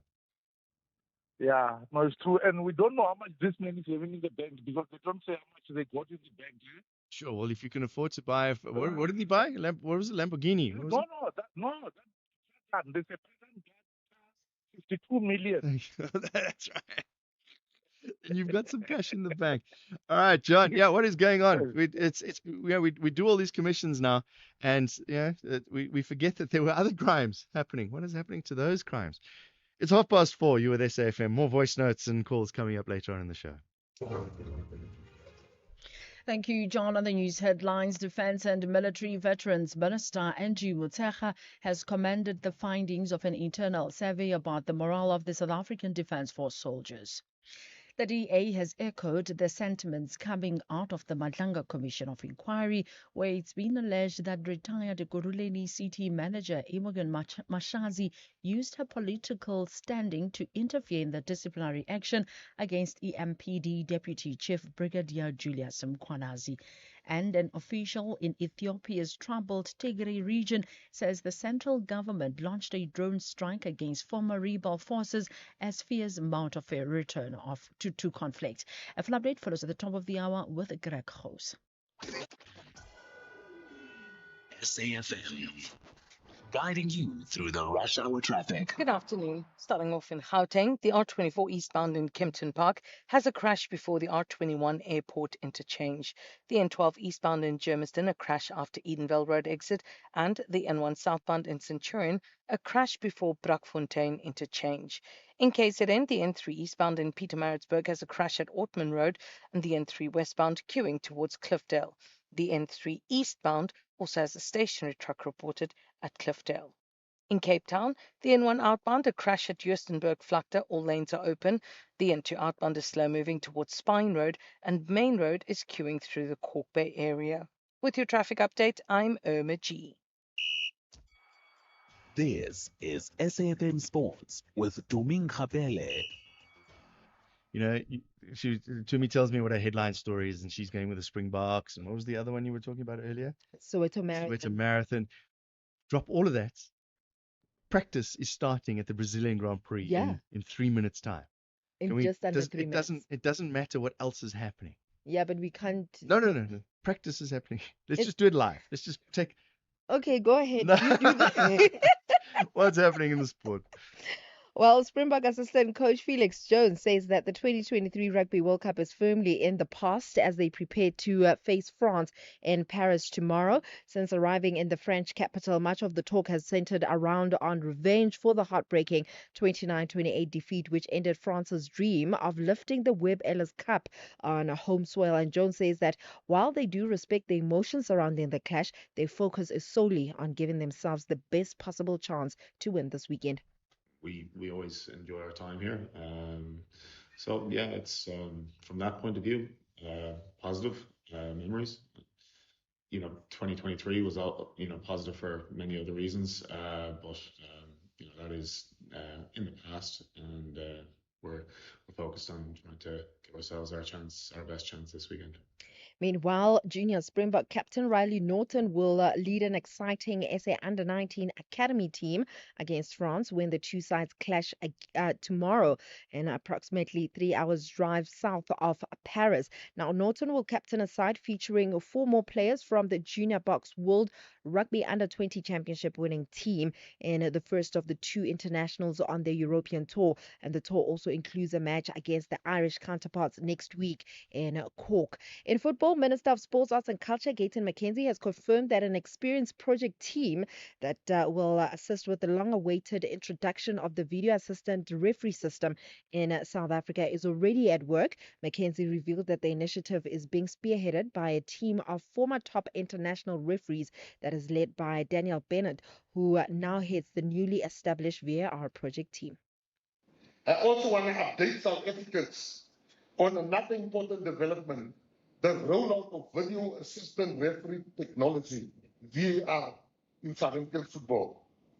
SAFA has recently appointed a VAR project team led by respected former referee, Mr. Daniel Bennett, alongside respected figures in football refereeing, Mr. Victor Gomez, Mr. Jerome Demon, and Abdul Ibrahim, SAFA's head of referees.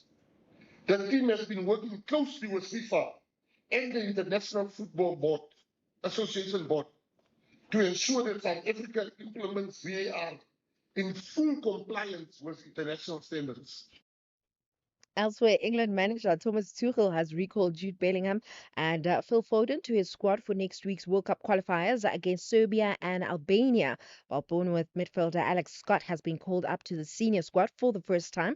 Tuchel has resisted calls to include the likes of Danny Welbeck from Brighton, while attacking midfielder Jack Grealish, who is on loan at Everton from Man City, and right back Trent Alexander-Arnold miss out.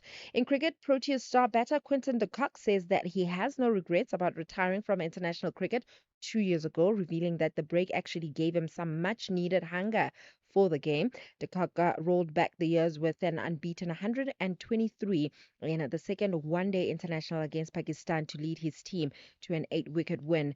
Playing only his first ODI series since his return to the Proteas fold in September, the wicketkeeper says that he had lost the required desire after more than a decade in the green and gold. To be fair, no. I feel like coming back now, the 2 years I've had a break, I've come back and I found a newfound energy that I think I lost over time, playing so much international cricket all the time. I mean, I don't know how long I played. I think it was close to like 12, 13 years. I was just lucky enough that I retired actually early enough so I can still make a comeback. So I don't regret it. I'm very happy to be back. I want to be back. I want to be with the guys. I miss playing with the guys. Don't get me wrong. I miss playing with them. But yeah, my break I think did me really well just to get my hunger back and to perform in international cricket again. John,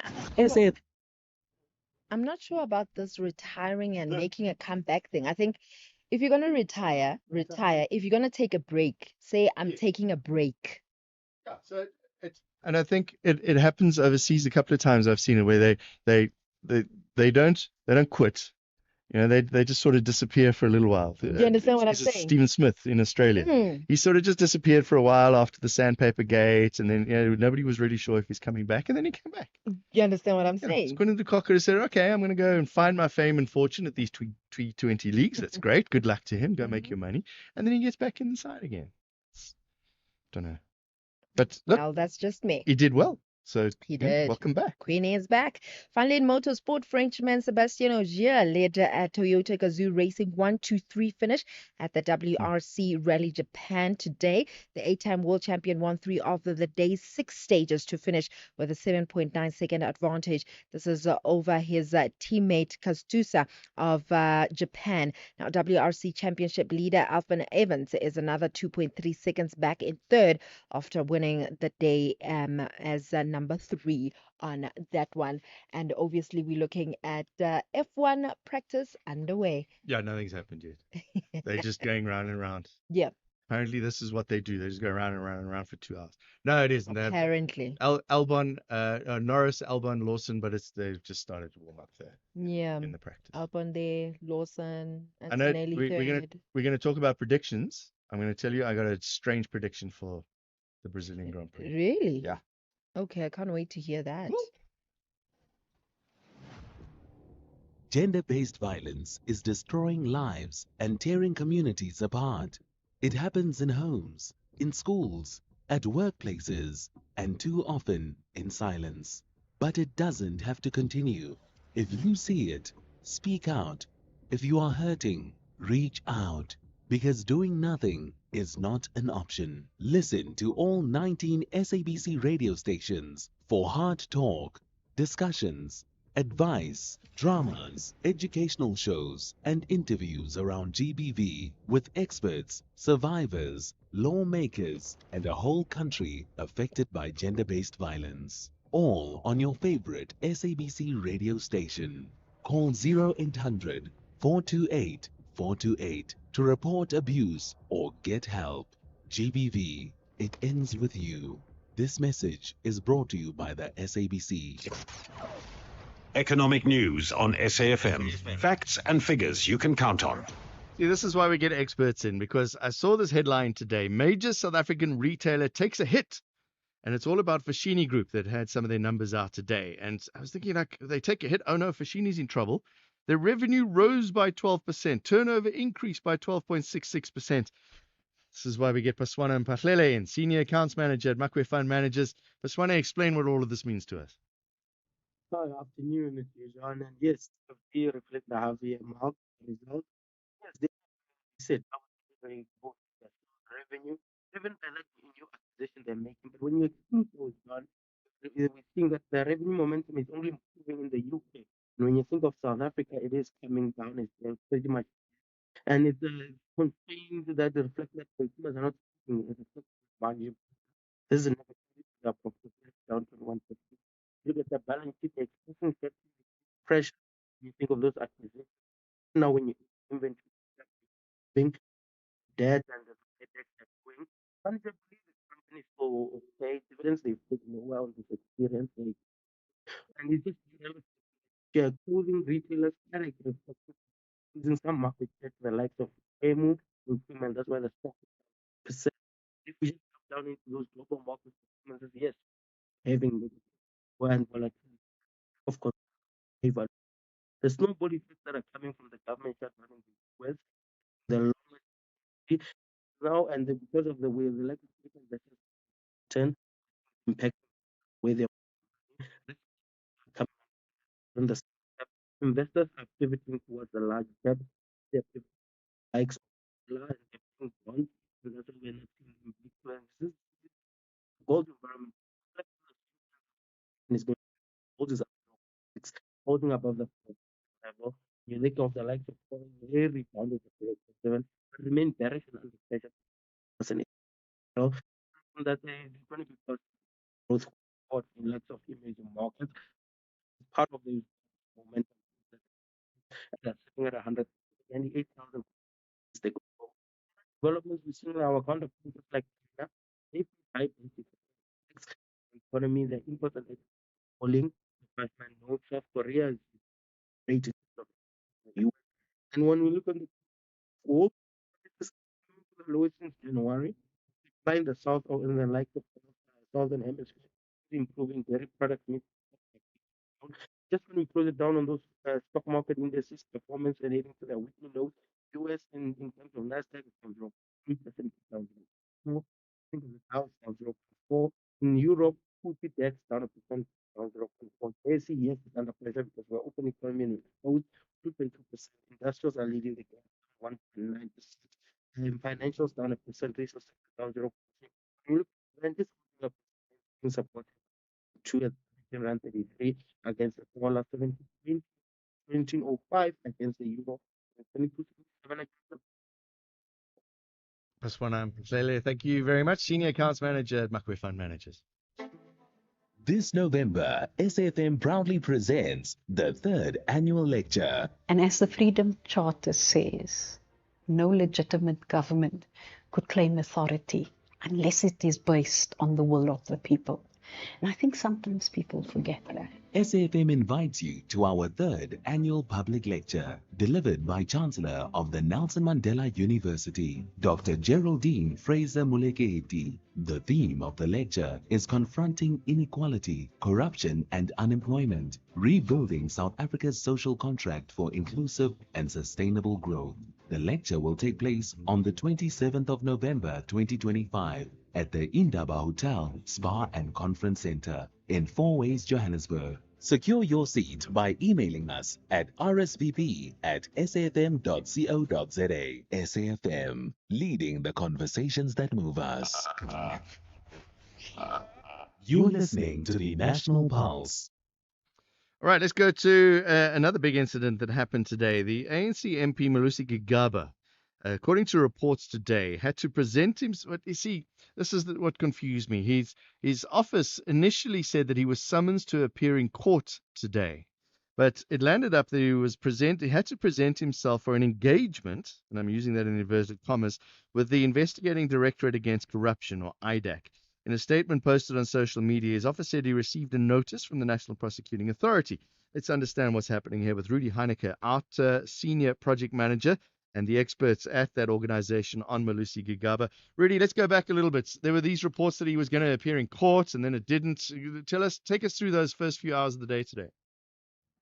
Good afternoon, John. Yes, early this morning, Mr. Gigaba himself, posted on social media that he must appear in court and that he is charged and so forth. Later on, we heard from the IDAC that it is just an engagement. I think we should not read too much into this, except for the fact that there is something definitely going on, and I do believe that we will hear more about it in the near future. And the fact is, we cannot dictate or predict what the IDAC will do and what the next move will do. But the fact that Mr. Gigaba had to go and see them is a indication for us that there is something brewing. All got to do with the Transnet corruption probe and irregular contracts there, a dodgy 93 million rand locomotive tender. He says in his statement that he released later on that this is just a fact-finding information thing that they were looking for. Is that right? Well, one must remember that Mr. Gigaba was appointed as the Minister of Public Enterprises in 2010. And shortly after his appointment, he appointed the Transnet board. He removed the only railway expert from the board and replaced it with Mr. Iqbal Sharma. Became later the chairperson of the acquisitions committee, and they handled all these contracts. So I do believe, or I don't believe, that Mr. Gigaba was hands-on involved with the procurement processes, but he surely enabled the processes with the appointment that he made, Mr. Sharma, as I mentioned, as well as shortly after he was appointed, he appointed Mr. Brian Molefe as the CEO of Transnet. I can still remember early in December 2010 with the first edition of the New Age newspaper, they already announced that Mr. Bulefe's appointment, although it only happened in March the next year. But and I think that is, for us an indication that although he could not be hands-on in with the acquisitions, purely enabled the process by appointing people that we see some of them in court today and nowadays. Right, let's talk about this media statement that Gigaba released late this afternoon. The first is about a Schedule 1 charge, allegations of, quote, receiving an undeserved benefit, which is framed as a Schedule 1 charge. What does that mean? It basically means that, they allege that he received gratification from someone. And in this case, I do believe that it is from the Guptas. We must remember that Mr. Gigaba had a very close relationship with us from 2010, when it was the Soccer World Cup, he was in the box and so forth. He was also on the five on the list of invitations for all the events, Diwali, weddings, and so forth. And we know from evidence from the Gupta leaks that he had a very good relationship with. We can also recall evidence of his ex-spouse where she said that there was loads of cash in the house always, and that Judge Azondo, Chief Justice Azondo, recommended that Mr. be investigated by the law enforcement agencies. So, although it is, very, or many years later, the wheels of justice is turning, and now we see that there eventually is something happening, although there's no formal charges yet. I don't think that all of this, what happened today, was just significant. Yeah, he raises that point. There's been no indictment and no evidence has been presented to substantiate the allegation. Yes, like I said, John, we cannot dictate what and how the IDAC must go about doing their work. And I think, we've been waiting for so many years, wait another week and see how this thing is progressing. And part of this is in the statement as well, and you can help us out, clarifying his role during the relevant period. He's got in brackets reframed. Does that mean he couldn't have done this because that wasn't his role? I think what he means is that, like I said earlier, he couldn't be hands-on, part of the procurement irregularities. But he surely was in a position with the appointments that he made to enable criminal activities to take place. And it was not only at Transnet. We can also remember when he was supported as the Minister of Home Affairs. He was the guy that signed off the naturalization of the he was involved in the Fireblade incident with us getting access to Fireblade, the private landing strip at or reception area at Huartambo. He was the guy that appointed a official to assist the Guptas with visas and with support. So, although I said, it could not be, or it would be very difficult for him to be involved, in the draft itself. But surely, by appointing certain people who were able to perform criminal activities, that is also something to be looked at. Part of what he says, the reason he was called in to talk to IDAC is this other respondents' charges ensure fairness and completeness, allows for comprehensive and contextual response. He's framing this as if he knows information and IDAC are using him as a whistleblower almost. Well, once again, I cannot speculate on what is the working methods of IDAC. But that is the case.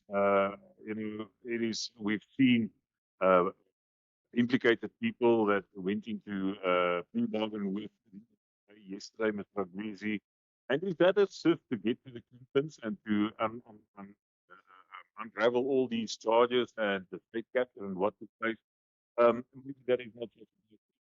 But in this case of Mr. Gingaba, I am not so sure that that is the route that the IDAC. We were talking earlier, Rudy, to Senzo Mqunu spokesperson, not related in any way, but he was implying that this might all have to do with infighting within political party, about who wants to take charge of that political party. Do you think that's any of that in this situation? John, we have seen, political infighting from 30 years ago already. So it will not come as a surprise. If there is somebody standing behind this or, pulling some strings for to implicate people in serious criminal activities and so forth. We have seen that in the past. It's nothing new. And, South Africans, we must deal what we are dealt with. We are where we are. And we must just work together to make it. We'll leave it there. Rudy Heineke, thank you very much. Outer Senior Project Manager, Organizations Expert on Malusi Gigaba.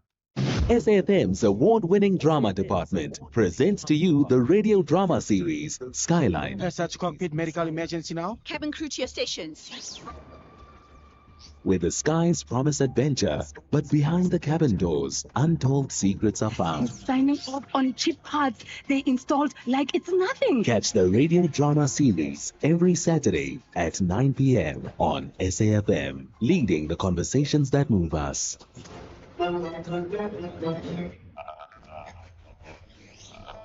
You're listening to the National Pulse. Jon Gericke in for Ashraf. A message from, is it Brian? Brian's out in Protea Glen. He says, we were talking earlier about Senzo Mqunu handing over his electronic gadgets. And I was suggesting that he had plenty time to clean up what's on there. But Brian disagrees. He says, with technology, whatever you thought is deleted on your phone or laptop will always remain on the hardware.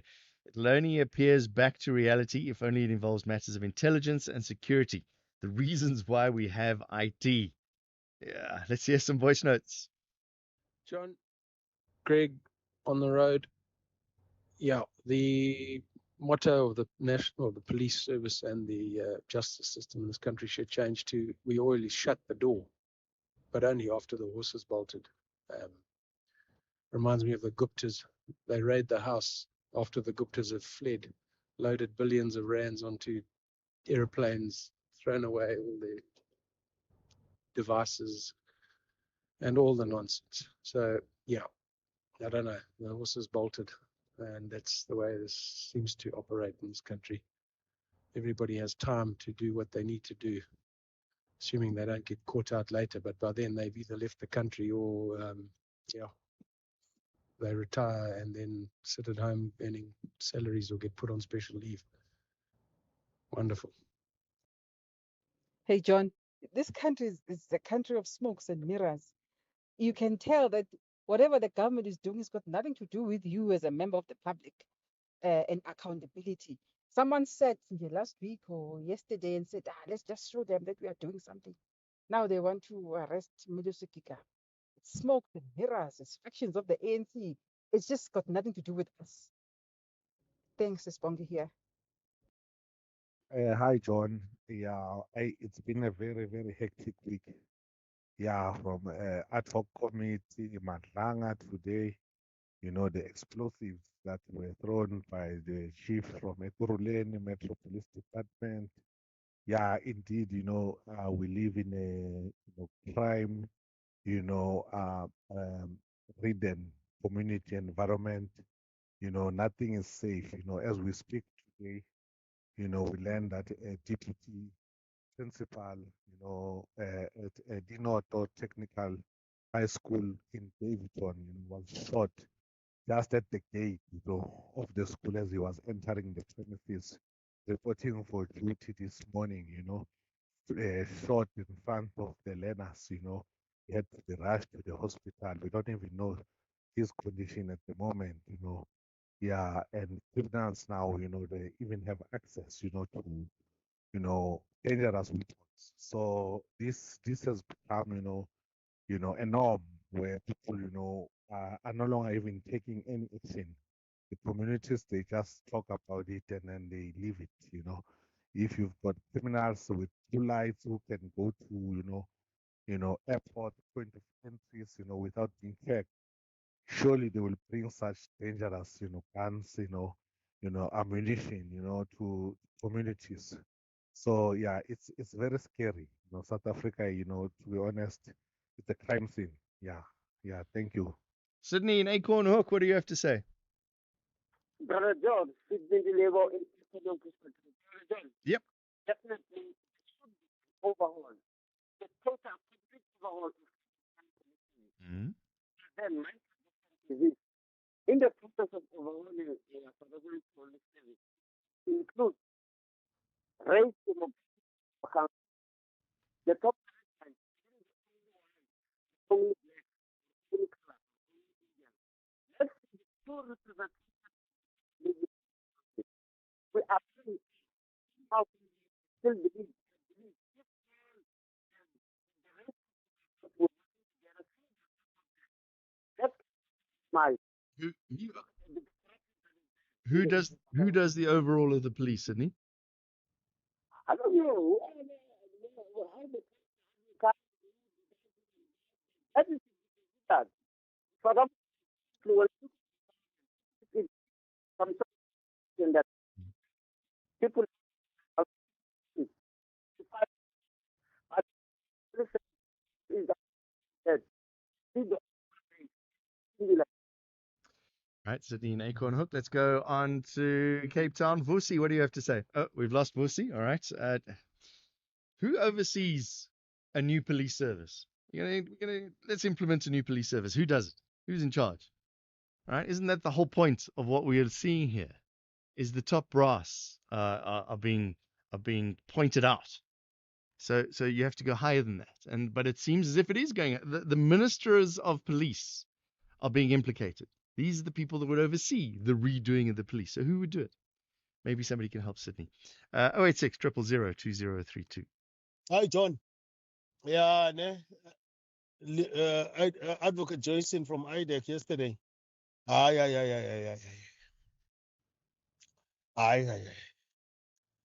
The arrest of Kumalo is clear. It's a part of a hatred plan. Clearly. If she was really that concerned, why is the consistency?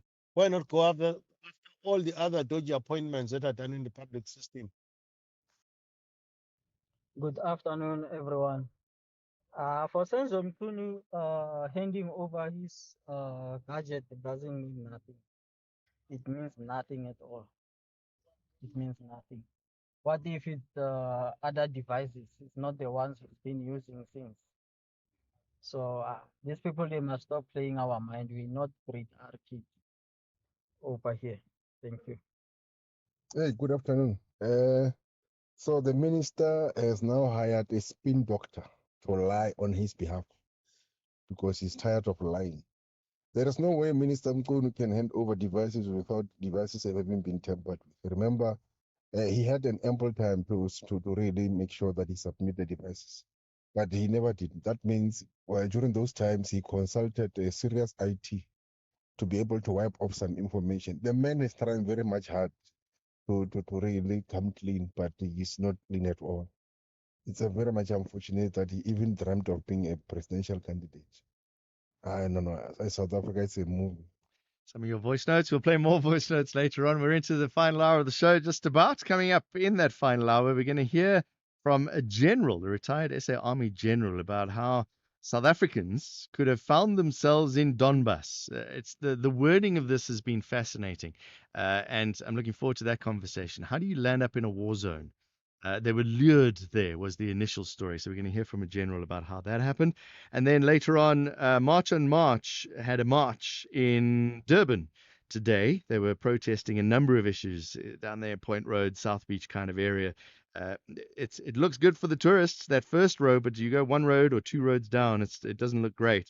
We're going to talk to the founder of March on March later on and find out what that was about. It's 5:01.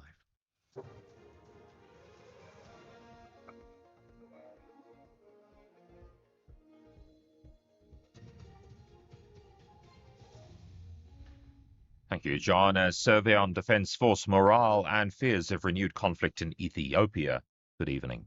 The Defence and Military Veterans Minister, Angie Motshekga, has commended the findings of an internal survey on the morale of Defence Force soldiers. The Minister and her team briefed Parliament's Joint Standing Committee on Defence today.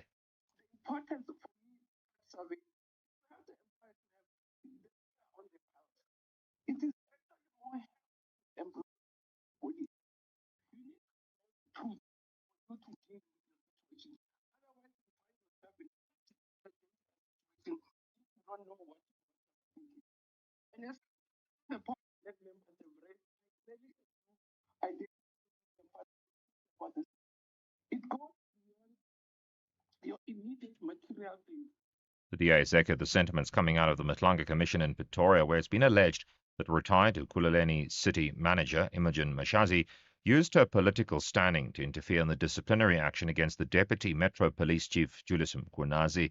This follows testimony by the suspended Metro Police Chief Jabulani Mapiyeye. Mapiyeye also testified that Mkhwanazi was appointed to his position despite the interview panel not recommending him. Mkhwanazi is accused of assisting suspected criminal cartel member Vuzamuzi Kat Matlala. The DA's Yakuta Blanche.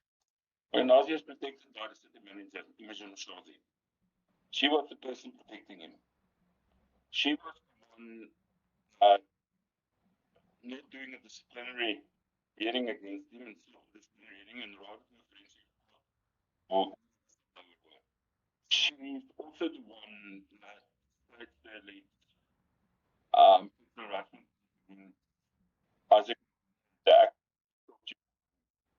that was not even realistic yet. So he was protected by her, and she basically run the ANC caucus. The Minister of Mineral and Petroleum Resources, Gwedi Mantashe, has labelled a new digital hub as the future of the mining town of Welkom in the Free State. The Mine Workers Development Agency, in partnership with Sibanye Stillwater and Rand Mutual Assurance, have officially launched the digital hub, which will equip the youth and women from mining towns with digital skills, creating sustainable jobs and small businesses. Mantashe elaborates. Every mine has a life, and it comes to an end. If people must reimagine towns much earlier, we've started a bit late. We must reimagine the future of Welcome without mining. This is part of that reimagining. And I think it can be done. You know, 3 weeks I was in Dubai. Dubai has no oil anymore. They've shifted from oil to property and tourism. Mine Workers Union NUM says Cape Town continues to battle alarming crime levels with rising incidents of shootings, robberies and extortion.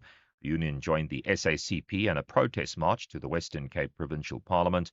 NUM's Mnadlosi Play. There's a lot happening in the city of Cape Town whereby people are suffering on the ground with extortions, with crime-related issues that are affecting only the people of Khayelitsha, Enyanga, Philippi, and Cape Town is viewed amongst those cities that are well organized and well under control, which is not the case because the people on the ground cannot agree to that particular cause. An official in Ethiopia's troubled Tigray region says the central government has launched a drone strike against former rebel forces as fears mount of a return to conflict. The BBC's Hannah Tamari has more. This is the first reported confrontation between the government and the Tigrayan forces since one of Africa's deadliest conflicts ended in a peace accord 3 years ago. Speaking to the BBC, a top Tigrayan military official said the drone strike caused minimal damage. There has not been any comment from the government, and the BBC has not independently confirmed the attack. Top story: the Defence and Military Veterans Ministers commended the findings of an internal survey on the morale of Defence Force soldiers. That's SAFM News. I'm Greg Gous. In your sports this hour, start time adjusted for this year's Soweto Marathon. Norton leads SA Under-19 Academy side against France. More details at 5:30. SAFM, guiding you through the rush hour traffic. Good afternoon. Starting off in Gauteng, the N1 northbound in Pretoria slow moving towards Stormful Road, the N3 northbound a crash at Baklu interchange, and the M1 southbound slow moving towards Omonde. In KZN, the N2 southbound in Amanzimtoti queuing towards Adam Road, the N3 westbound a stationary truck at Key Ridge, and the R617 is where truck crash is reported east of Bulwer. In Cape Town, Voortrekker Road slow moving through Maitland, Victoria Road outbound slow moving through Woodstock, and Main Road slow moving through Muizenberg. With your traffic update, I'm Irma G. So you thought you were building a business in this economy, but day by day, somehow it grew. You kept going when the freezer didn't freeze, the bucket didn't budge, and the bank balance barely blinked. So you thought you were building a business. You weren't. It was building you. Because this isn't just what you do anymore. It's who you are. And you don't trust just anybody to protect it. Chat to your broker about Old Mutual Insure Business Insurance. Protect what built you. Old Mutual Insure Limited is a licensed FSP and non-life insurer. 48 nations, one dream.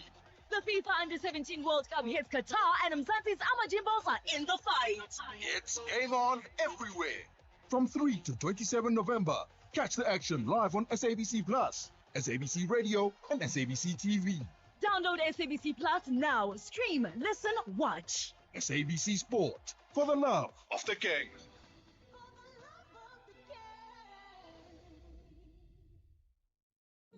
This season, make Christmas magic together with Spar and Super Savings. like 2-liter Coca-Cola Original. Buy 2 for 44 Rand, plus 100 megs free data on Spar Mobile, or 900-gram Bacoma Wheat Bix Original only, and 1 kg cornflakes. Buy both for 99 Rand, plus 250 megs free data on Spar Mobile. Price is valid 21 October to 9 November 2025, while stocks last. T's and C's apply. The National Pulse, weekdays, 3 to 6 p.m. You are listening to Jon Gericke on SFM. Johnny and for Ashraf, it's a Friday, the 11th day of November. Remember, what is it? Remember the 11th of November? Is that the Poppy Day? The Armistice Day of World War One? I should know my history better than that, eh? It's the end of World War One. I should find out. I'm gonna do a little bit more research on that. I want to find out because I don't know 100%. Remember, it was 11 o'clock in the 11th of 11 o'clock in the 11th day of the 11th month. Yes. Yeah, the end of World War One. See, I learn things every day. All right, speaking of war, big war, as we know, that's been ongoing in Russia and Ukraine, and it's come home. 17 South African men between the age of 20 and 39 are in Donbas in the Ukraine. That's eastern Ukraine. 16 from KZN, 1 from the Eastern Cape. It says here they were lured to join mercenary forces involved in that war under the pretext of lucrative employment contracts. Let's talk to General Mojo Motau, retired SA Army General, served as Chief of Defense Intelligence. General, thank you very much for joining us. How does one get lured into a war zone? Good evening, John and your listeners. I'm not sure how you get lured at the age of 39. At least I can understand an 18-year-old. But at the age of 39, you cannot say you're lured. I've heard this story many times. There were guys who were stranded in the Middle East during the war in Afghanistan, and they found themselves there. I think they were recruited by Black Hawk of the United States. And then when things became hot, they abandoned them there. They were actually even asked Defense Intelligence to assist them and get them out of the mess. Now, this is a repetition of what we all know. When people go there and they see a lot of money and they lose their minds, then they come and claim that they were lured into situations. It can't be true. Do we know anything about these 17 people? I personally don't know, but I guess our intelligence service definitely should know about the 17 people.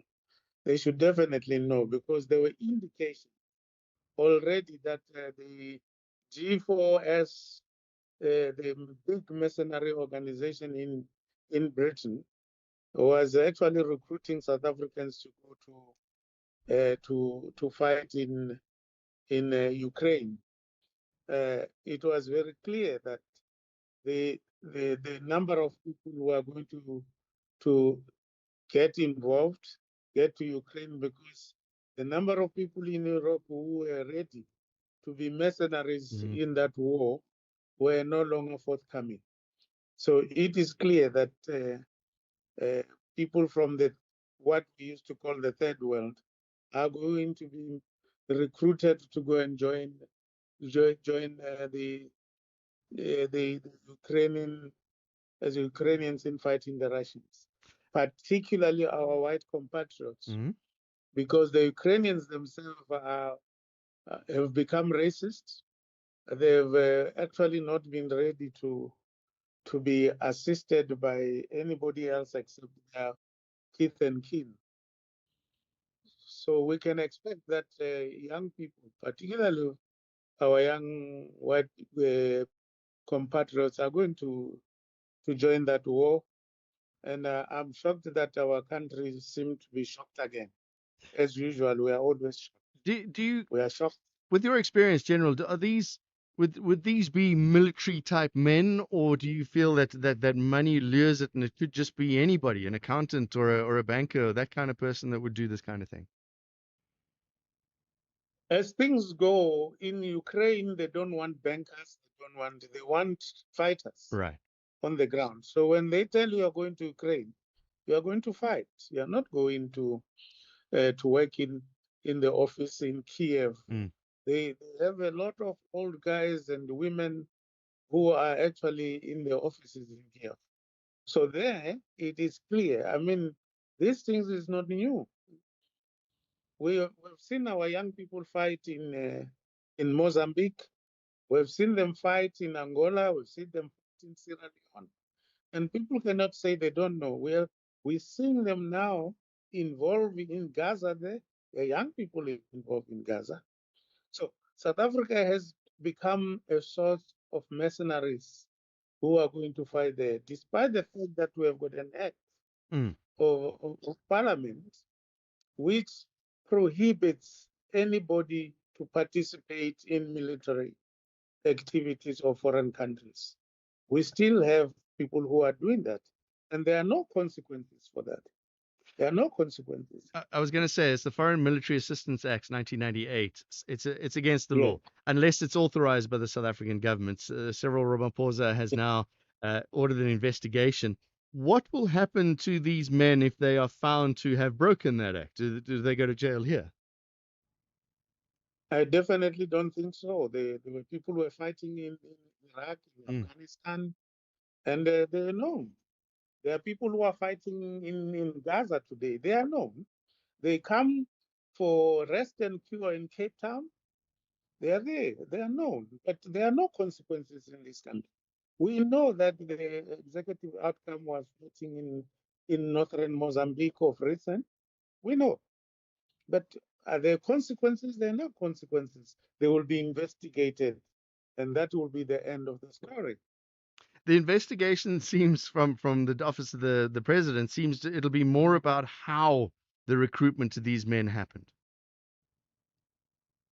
You see, that's where the problem happens. Recruitment is a recruitment. How it happens is recruitment. You can have people being given lucrative monies like executive outcome. We used to pay a lot, South Africans a lot of money to fight in Sierra Leone, to fight in Angola. They got a lot of money. We have mercenaries fighting in Israel. They get a lot of money. They're buying houses in Cape Town. So how they get recruited is part of the game. They have got recruitment agencies, which attracts candidates because they want money, and they cannot say we're lured. They knew that they are going to Ukraine. They knew very well that they are going to Ukraine. What does this mean for international relations? Because we're trying to be this peace broker. We're negotiating with both sides of this conflict. What is this? Does this affect or hurt South Africa? The question is, who believes that we are a neutral go-between? Who believes that? Who believes that? Because clearly, South Africa has demonstrated against the BRICS countries. When all BRICS countries were saying we are on the side of Russia because we are BRIC countries, South Africa has played this so-called neutral, that thing. In the world of politics, as I know it, in situations like that, there's no neutrality. South Africa is a small country. In order for it to play neutrality in a situation like this, you have to determine whether you either stay out. Don't come and tell anybody that you are neutral. Who believes that you are neutral? But with the president coming out so strongly and ordering this investigation, does that imply that they are being neutral as opposed to going? You understand my question? I don't know if I've got the words for it. The fact that they're investigating this shows that they're not happy with this situation. Look,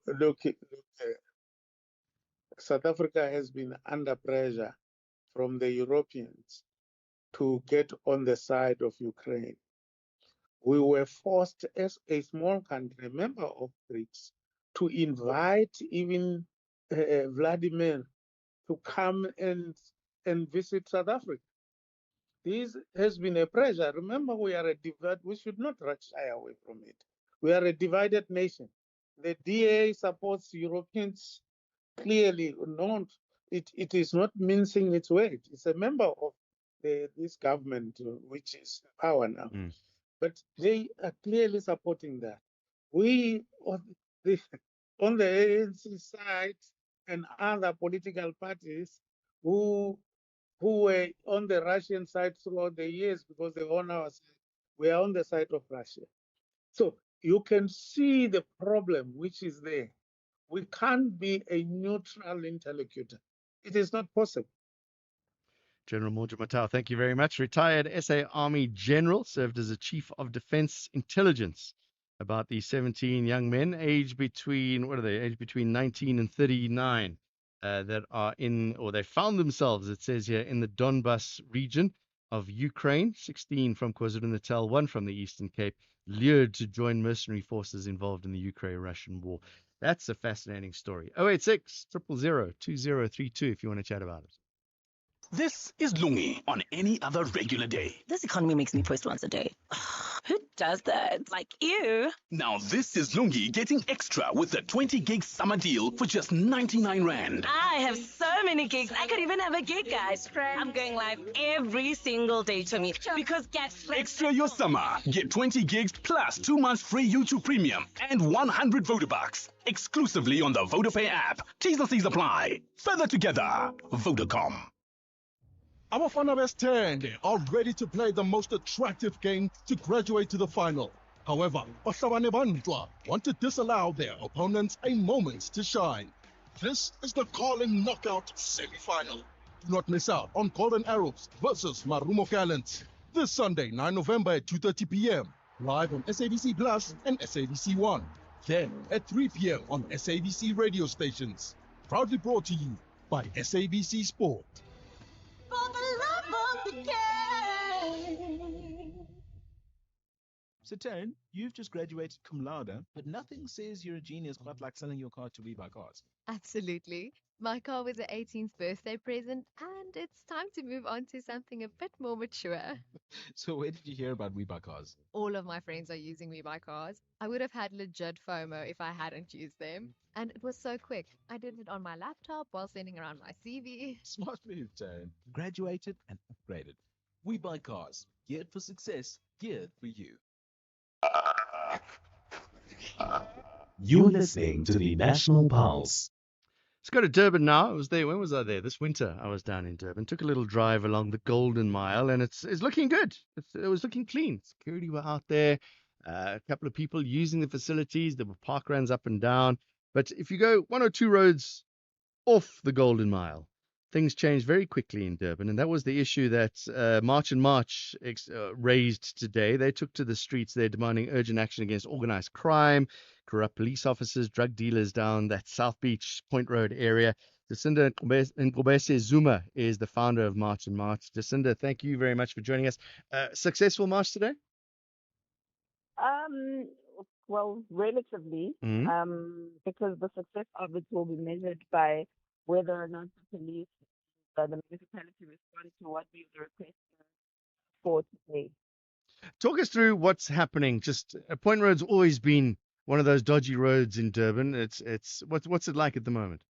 It's worse, actually. Yeah? You know, you realize how bad it is when we are the ones that are getting threatened for coming to Point Road, and we have people who are foreigners telling us, we dare you to come to Point Road," and that's exactly why we came there today, because they were telling us that you're not going to come. You can march and march there where you're marching, but you can't come here. So we wanted to prove a point that in South Africa, we will not be told by people who are not South African that we must have no-go areas. And the worst part about these no-go areas is that they places where they are comfortable in doing their illegal activities. We all know Point Road is infamous for drugs, prostitution, all kinds of crime is happening there. And that's why we went to the police there and we wanted to find out from them, how are you having an entire police station at Point Road, but we still have so much crime happening? Really, really something that was close to our hearts, and all those hijacked buildings that they're living in, and they get to dictate who must live there and who mustn't. and they get to evict South Africans from those buildings. We can't have a country that is run that way, where we have to accept that police are criminals just wearing a police uniform. Yet I immediately think of tourism. That whole Durban beachfront. But it's not just tourism. It's locals as well. There's some fantastic places that could be used by locals, Yes. but you just don't want to go into town anymore. We're scared. That's the whole point of today's march. Mm. That people are scared. Literally, a lot of them have been saying that we were scared to join today because we are scared of Point Road. What kind of country has no grey areas for its citizens? Because those places have been taken over by people who are not even citizens of that country. It's ridiculous. What sort of response do you get from the police? Because I mean, even in my intro, I said Point Road's been notorious for 40 years now. The police are a problem on their own because, you know, amongst the police, there's good cops and then there's the rotten apples. But the good cops are not scared of the rotten apples because the rotten apples have criminals supporting them. So now they fear for their own lives because they can't come out and be openly against the bad ones because the bad ones like their lives in danger. And then the police are scared of each other as those who are good and those who are bad. Let us as ordinary South Africans who have no guns, who have no protection, no walls, that have electric fences and etc. What happens to us? What happens to our children who are growing up in a country where more and more of this is happening and becoming a norm? It And means we don't have a future. we just recently saw the death of a couple of young people because of those buildings that aren't being maintained as well. Are you getting any response from higher up, from mayors or from MMCs? You know what the worst part is, especially with eThekwini municipality, they will come with sent, I think this is now the fourth memorandum that includes the city of Durban. Never one meeting with them. We had things we wanted to do, and we told them, no way you're going to be able to solve this issue of illegal immigrants for yourselves. You have to gather the communities, allow us to find the communities and talk to them and help you with this. They were like, oh yes, and that was the last time we heard from them. We know for a fact that our police tell us this, they don't have the capacity. We know they don't have the capacity. Why are you the ones that are not including communities in time and making sure that these places are becoming safer? Why are you not doing raids consistently and creating fear and criminals to know that they also can't be walking around doing as they please? Why are you just allowing them to do as they please in our country? And what message is that saying about us as a country and the future of this country? What's next for March and March then? Oh, we have to meet up with the police asked if we can give them 7 days. We will give them those 7 days, but we want a response. Because if we don't have a response, then it will be worse. Thank you very much. We're going to leave it there. That's March and March having a demonstration today. Rampant crime in Durban. Jacinda Ngubesi Zuma is the founder of March and March. You are listening to Jon Gericke on SFM. Let's take voice notes. 0614 104 107. I'm going to play a voice note now. The headline is Point Road is Hillbrow. When did I live in Durban? It was the mid-90s. I was in Durban. No, early 90s. I was in Durban. And Point Road then was a no-go area. Before that, maybe even the 80s. Yeah, what was it? There was a nightclub. Was it 320? 320. Point Road was a big nightclub, and that was a place to go. But Point Road was always a dodgy place to go. You would try and avoid Point Road if you can. And then they built the Wheel shopping center, and it kind of was fine for a little while. And we would go to the Wheel. To age myself, we went to watch. I forget the movie now. We went to watch movies at the Wheel, and you'd go to the Wheel. It was where you kind of hang out. But then it got dodgy again. And it's got, as you heard, it's got even worse. Let's take some voice notes, though. So who needs my opinion? Let's take your opinion.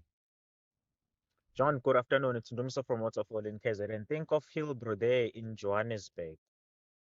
Basically, it is the same situation at Point Road. Almost exactly the same situation. That place before, I remember my parents will tell me that in years gone past, let's say at least 15 years ago. Man, it was a beautiful place. It was a beautiful place. Not what's happening at the moment. Like you can't walk there. Same as Hillbrow. You can't walk there.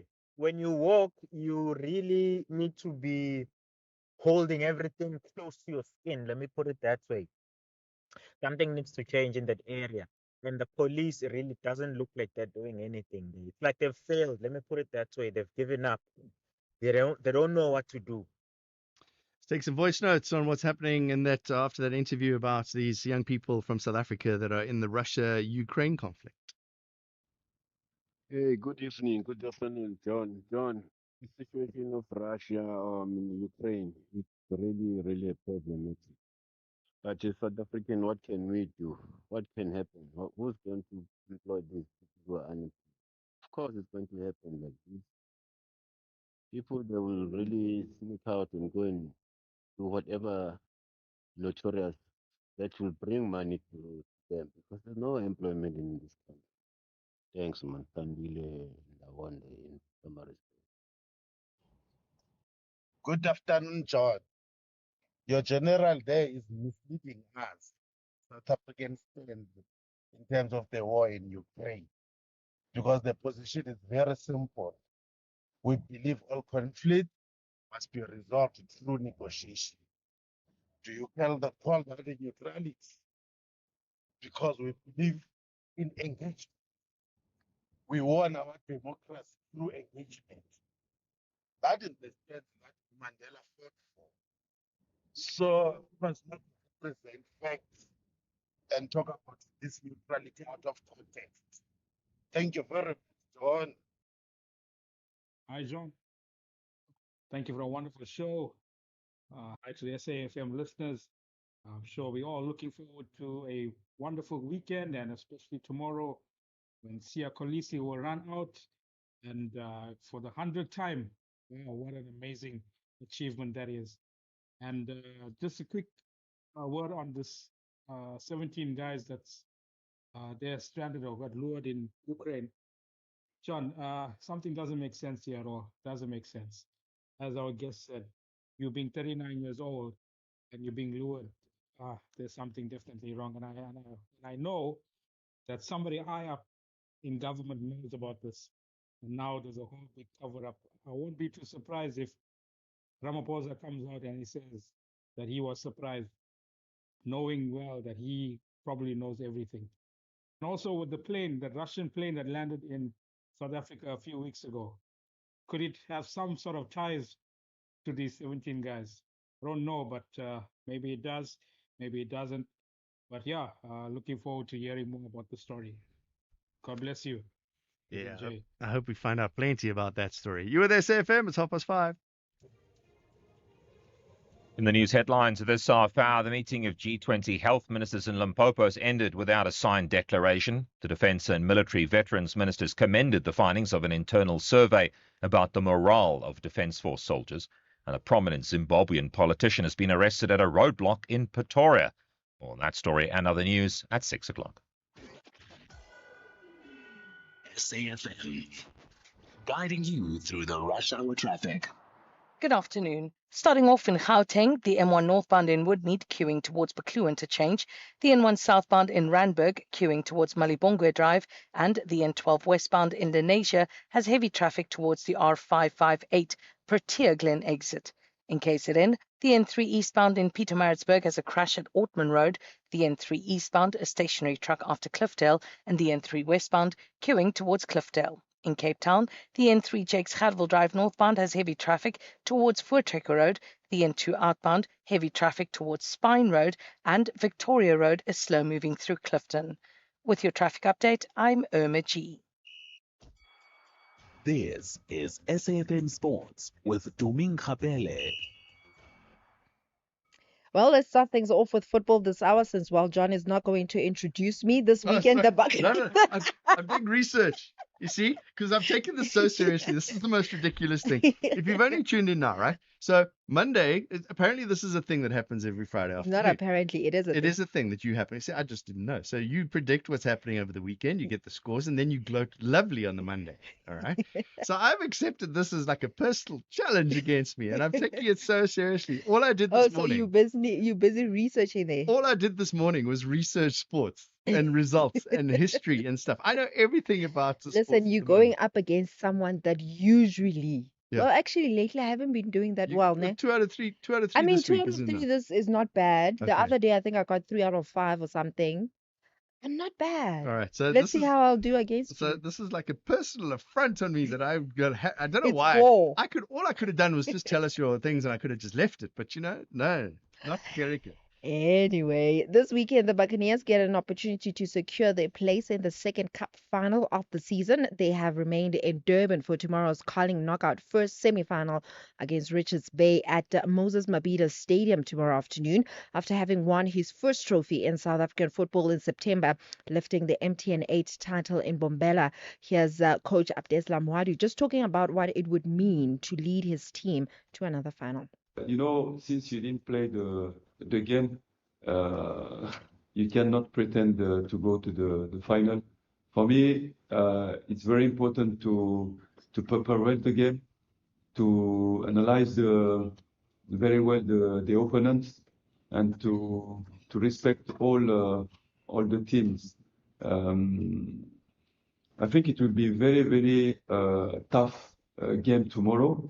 Like I told you, because first of all, we are in Durban, so they will have this proud to play strongly that game against Orlando Pirates, and they will want to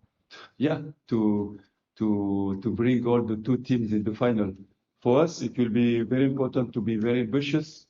Of course, we have won the first cup, but all my players are very ambitious, and the club is very ambitious to play that game and to go to the final. Yeah. Elsewhere, England manager Thomas Tuchel has recalled Jude Bellingham and Phil Foden to his squad for next week's World Cup qualifiers. This is against Serbia and Albania, while Bournemouth midfielder Alex Scott has been called up to the senior squad for the first time. Tuchel has resisted calls to include Brighton striker Danny Welbeck, while attacking midfielder Jack Grealish, who is on loan at Everton from Manchester City, and right back Trent Alexander-Arnold missing out.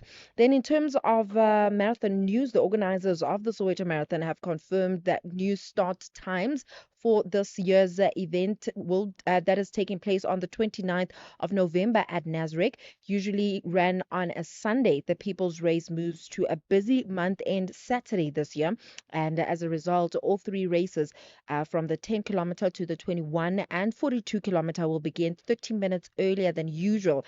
And NPC spokesperson Jabu Mbuli says that the adjustment is to help manage the increased traffic and activity expected in Soweto on the day. We'll start at 5, the 1 will start at 6, and the 10 will start at 7. And for the marathon, we've always had cut-off times, but we have never enforced them. But for this year, we're going to enforce those cut-off times. The first cut-off will be at 21.1 kilometers a month, where if you are not in 3 hours and 3 hours, 3 minutes, if you are not there, you then have to then direct you to the dealer bus. That is our first cut-off time because of matches. It's a Saturday, it's a Monday, Saturday. We are in a way enforcing the rules. We are busy, and as well as we want to make sure we bring less instability to the community, especially with funerals, weddings, and everything. Yes. So that come 11 o'clock, all the roads are open. Yes. In terms of rugby, Springbok assistant coach Felix Jones says that 2023 Rugby World Cup is firmly in the past as they prepare to face France in Paris tomorrow night. Now, since arriving in the French capital, much of the talk has centered on revenge for the heartbreaking 29-21 defeat, which ended France's dream of lifting the Webb Ellis Cup on home soil. And Jones says that while they respect the emotions surrounding the clash, their focus is solely on giving themselves the best possible chance to win this weekend. We always enjoy our time here. So yeah, it's from that point of view, positive memories. 2023 was all positive for many other reasons, but that is in the past, and we're focused on trying to give ourselves our best chance this weekend. Alrighty, it's the moment of truth. Predictions. Just a disclaimer, John is the one that chose today's fixtures because according to him, I always choose easy ones. fixtures. Yeah, but these are three of these are easy. Easy. Three of these are easy. We got 1, 2, 3, 4, 5. 5. Yeah, thrown in another one. I told you I'd thrown in another Okay. one. But, okay, so Pirates, Richards Bay, Carling Cup. I say Pirates. You see, do I have to go opposite you? No, you don't. Okay, because Pirates as well. Okay. So Pirates, so we got John and Toomey on that one. I'm keeping this piece of paper. Yeah. Sunday, Premiership match Manchester City against Liverpool. I'm thinking a draw or Man City, but I think I'll go with Man City because Liverpool haven't. What do you think? See, I was going to go with City. The odds are in City's favor. But just to irritate everybody, I'm going to go with the Liverpool win because Liverpool haven't lost against them in 4 games. 4 games. So just to irritate, just to make this more fun, I'm going to go with the Liverpool win. Okay. Okay, so Toomey and John over there. South Africa, Pakistan, third one-day international, the decider. Pakistan. Really? Okay, so you're going to lose that one. That's embarrassing for you. In the white kit, box against France, Sia's 100th. You know what? I think this one is listen, Sia is going out for his 100th test. Yes. And he'll be very motivated, with the team motivated. And I actually think that Rassie Rasmus is actually going for his 50th or something like that. But they're in the white kit. Oh, guys. I'm gonna go. Okay, John, you go for it. Okay, wait, I'm gonna go for Too this. late. I'm going for a box win. Easy. Box win by 10. I don't think it's that easy. Okay. John by 10 is what I'm writing down here. Okay, fine. The Springboks. You're going to the Springboks by how many? I don't know. I Well, just 10 feel is like 10. You gotta beat 10. Is it more than 10? Less than 10? I have a feeling that France is gonna win. Hey. Okay, we're putting you down for a France win. Okay, fine. Putting you down. It's embarrassing for you as well. Oh, I'm gonna laugh. Okay, then Formula One is my curveball. Yes. All right, Formula One. We're watching practice at the moment. The McLarens are doing okay. Everybody's doing okay. They're sort of doing their thing. What are you saying for the Brazilian Grand Prix? Max Verstappen, actually. You're going for Max? There he is. I'm going for Max. See, I initially was going for Max. I'm going to throw, this is my curveball, right? So your France win is your curveball. Mm-hmm. My curveball here is Lewis Hamilton to win. Lewis Hamilton? In his Senna helmet, at the track that made Senna famous. Lewis Hamilton in the Ferrari will win his first Ferrari race in Brazil this week. John is Hamilton. And you're going with Max. I will be laughing on the floor. I'll be sitting on the floor and I'll be cracking myself up when Lewis Hamilton does not win.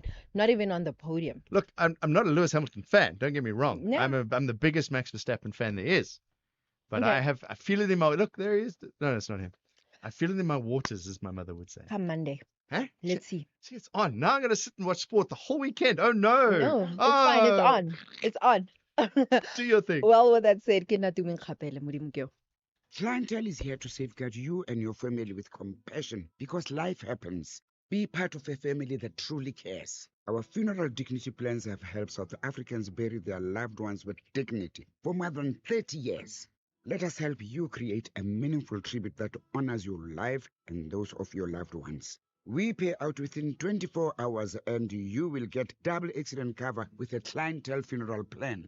Our plans are affordable. Pick the option that suits your needs. Easy to apply, no medical examinations, and no paperwork. SMS SAFM to 48031. That's 48031. Clientele Life is an authorized FSP and licensed life insurer. T's and C's online. Standard rates apply. Hi, my name is Kutlwana Masote, your host of Weekend Sundowner Classics every Saturday and Sunday afternoon between the hours of 4 and 7 p.m. exclusively on SAFM. Now, this is where you get your best classical music jams on any radio platform. Join me every Saturday and Sunday afternoon between 4 and 7 p.m. Weekend Sundowner Classics. Doing the right thing just got more rewarding. From the 1st of November to the 31st of December, when you pay your SABC TV license, we'll say thank you with a 50 Rand grocery voucher and more. It's our way of celebrating you for helping us to keep local stories and talent alive. Pay, wait for your SMS, and follow the instructions to claim your reward. Make sure your contact details are up to date so we can send your prize straight to you.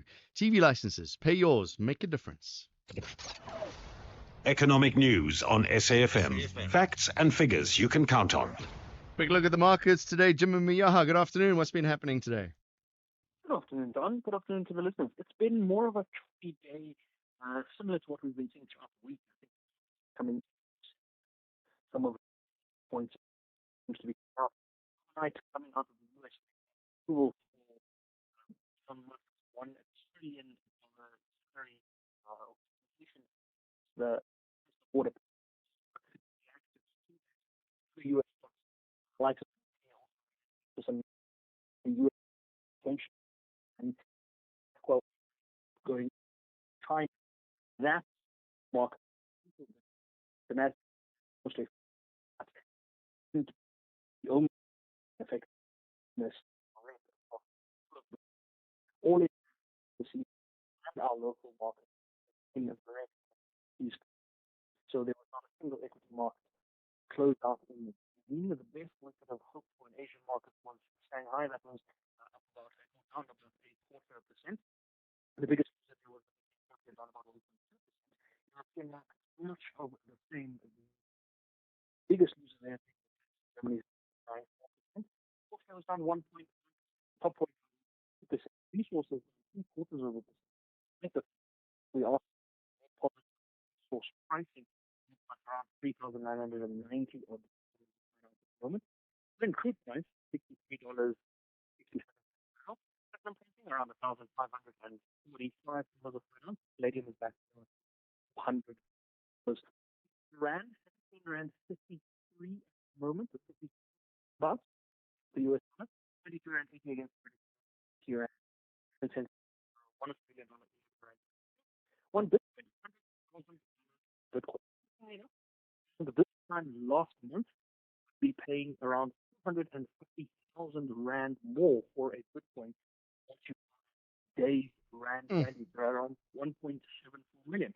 Then into next week, John, we've got the MTC meeting, or the National Treasury's midterm budget policy statement. The MTC meeting will follow thereafter, I suspect, the week after that. So we will have an interest rate in the month of November to next week, Wednesday. We'll be focusing on and we'll start covering that from Monday. Going into the weekend, I suppose we take the fact that the Rand is a little bit stronger, a little bit firmer against the US dollar.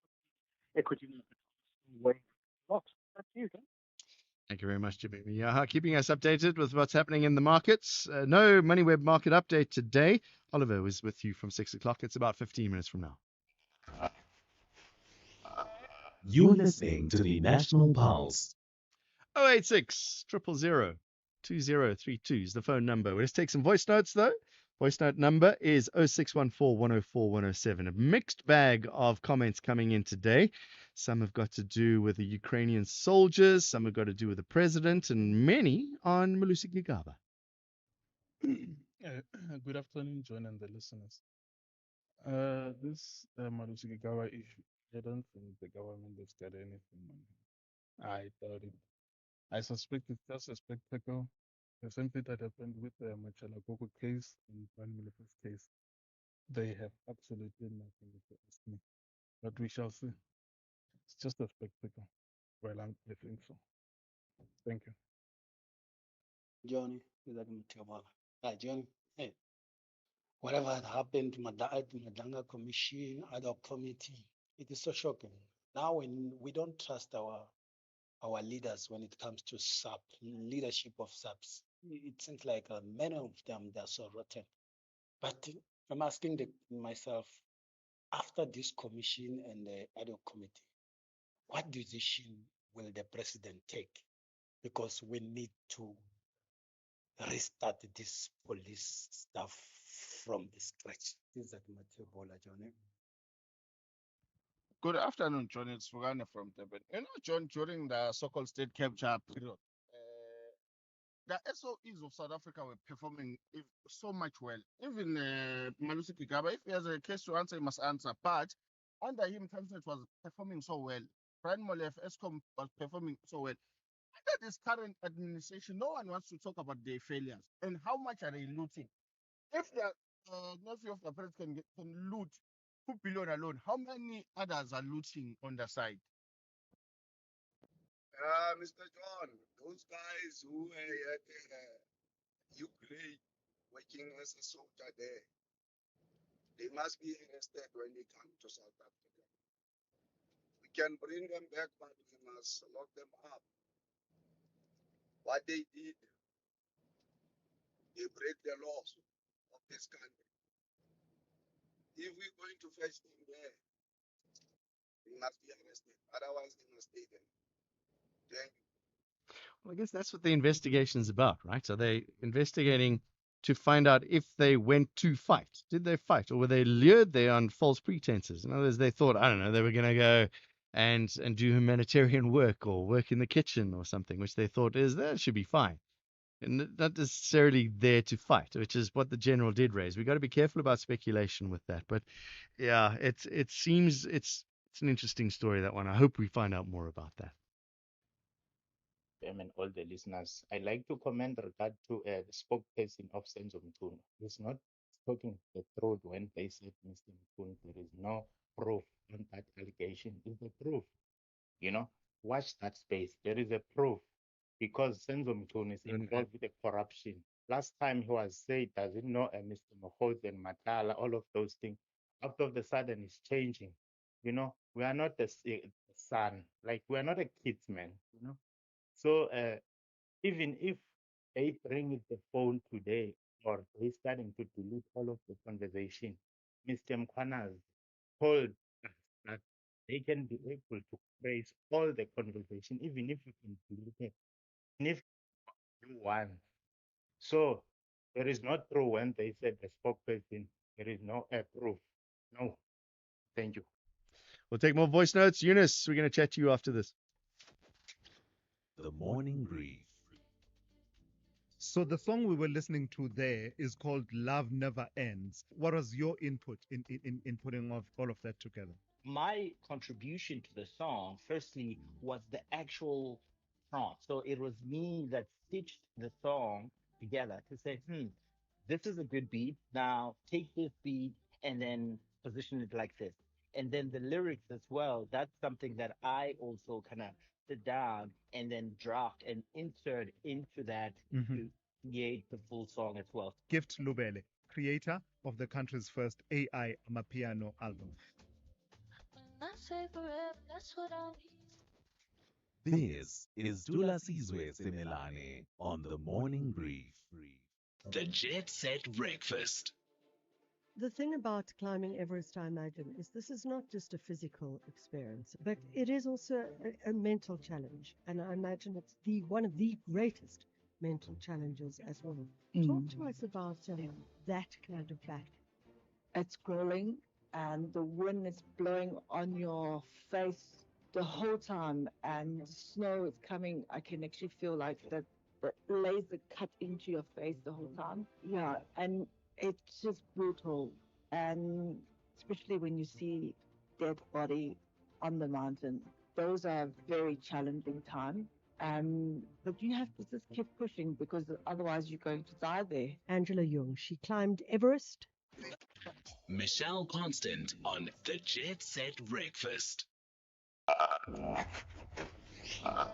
You're listening to the National Pulse. Right, we've got 9 minutes left of the show. Let's go to Eunice in Joburg. What do you have to say, Eunice? Yeah, how's it, John? John, you know, when it comes to corruption, there's no color to it. And we must start from that premise. Now, when you talk of Tembisa Hospital, the only names I'm hearing there is Kat Patlala and Khot. Now, you know, if you do a bit of scratching, there's a name that comes up there, Dr. Stefan Govindaraju. And this guy, is a doctor in his 50s.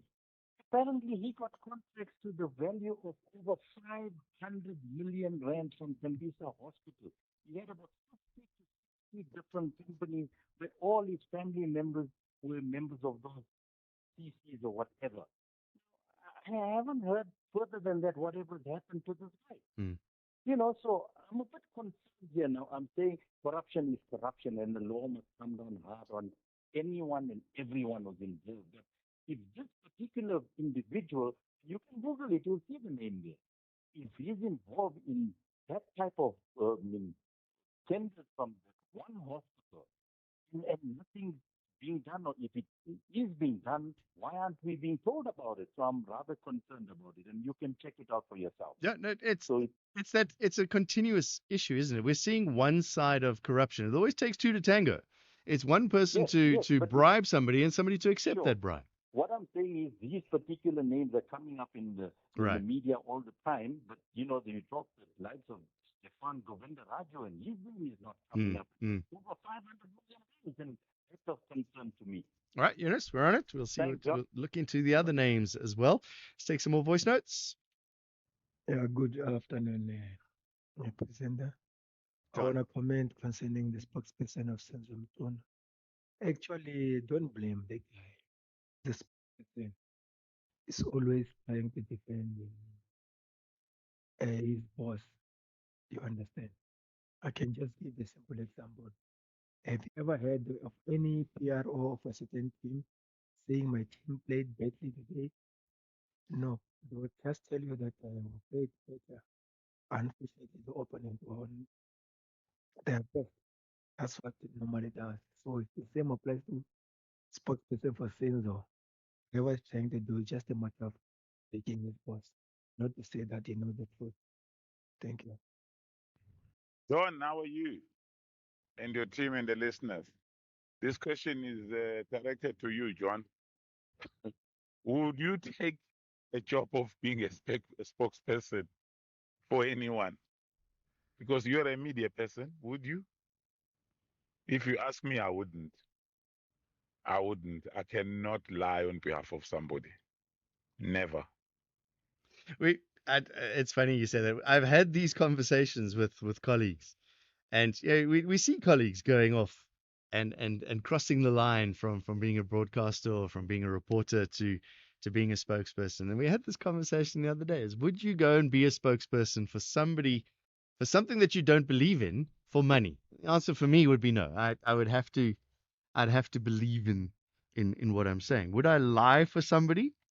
You see, spokespeople will tell you they're not lying. They're telling you the truth, right? If you deep down, it's the same as a lawyer, isn't it? Don't defense attorneys get into trouble as well? How dare that defense attorney defend this obvious criminal? If you're a defense attorney and you know that your client is a murderer, do you pull out and go, well, actually, I can't defend you, or that's your job? Would you want to be a spokesperson of somebody that's been accused of rampant crime? Stand up and take the calls and have those phone calls. Even would you want to be a spokesperson of a sports team that's going through a bad patch? If you're the spokesperson, I don't know, when the Proteas were going through their dark times, and you've got to stand up there and say, as that previous voice note was saying, yeah, we tried our best. It must be so difficult. The captain of a team when they're having a tough time. But yeah, would you do it? Good afternoon, John, and your crew there, and the listeners. John, this is about WhatsApp messages. In the ad hoc committee, Mr. Masamula was asked, is it true what Mpanazi says that they can now retrieve deleted stuff on these gadgets? If I'm not mistaken, that's what I heard. Robert in KZN Mutu, thanks. Good afternoon, John. John, I'm so fascinated by this commissioner of Madlanga. I want to know who, after everything, are these people going to be arrested? Or is this thing going to be like Zondo Commission because the whole can of worms has been opened? I thank you. Opa from Northern Cape, Douglas. Hey, John, how's it? It's Thomas here from Brooklyn. John, I'm just surprised. Arrogance, disrespect, these South African politicians have citizens. And you can detect it in the voice of the minister spokesperson that they have little to no regard for South African. And they think that all South African will just continue falling for the others. Good afternoon, John. This is Bongani Mpanazi from Chaswell. There was a march in Durban, CBD today. A march and march was marching against crime, drugs, and illegal immigrants. But you see, when we were marching, the illegal immigrants, they were throwing things at us in front of the police, but the police didn't do nothing. And they were provoking us, shooting at us. So what I'm trying to say, John, I know your producer might not play this VN, but this is serious. If our government doesn't do something about this, it's going to be a problem. Well, we played the voice note. We also spoke to Jacinda Ngobesi Zuma, who was the founder of March and March, who organized that march. And she was telling us exactly the same thing. People were scared to go to the march to protest against crime. She was saying that's how bad the crime is down there at South Beach and Point Roads down in Durban. John, Greg, on the road. Yeah, the motto of the national, the police we played service, this one, and right? the just Played that one, or maybe this one we got to play. Good afternoon, John. It's Komozo Bangas from Moy River. After Melusiki Gabe has come out to clear out his name, so now I'm waiting for the president, Cyril Ramaphosa, to come clean about the Palapala saga. Thanks. It's Komozo Bangas from Moy River. I think we've played all the other voice notes that I've got lined up in front of me. I think one more, this Point Road is Hillbrow. We've played that one. And also Ukraine soldiers must be arrested. We've played that one as well. Yeah, so there we go. That's it. A couple of late voice notes have come through. Maybe we can squeeze one or two in if Keys wants to get onto that. We'll see. We've got a minute or so to wrap up the show. It's been a show today. There's been so much to talk about, and we can do we sit back over the weekend and take in what we've heard and try and understand just how much is happening. And it's just been below the surface. Again, talking about this the other day, how as a news organization, you hear these stories happening, and now that everything is being put together, I kind of want to, and I'm sure other journalists have worked this out a long time ago, but I kind of, as a public person that watches the news every now and again, I kind of want to smack myself in the head, because we should have put this stuff together a long time ago. We should have known what's going on, put all the pieces together. Oh, it's so obvious. But that's why we have the Lieutenant General who stood up and was brave enough, and he had put those things together. Let's enjoy some sport this weekend. Tumi and I have a date, this time on Monday. We'll see who was right and who was wrong. Thank you very much for joining me. It's been a pleasure. Oliver's up next. Thanks to Keys, Temba, and Vasani for producing the program. Finny pushed the buttons. I'm Jon Gericke. I'll see you later.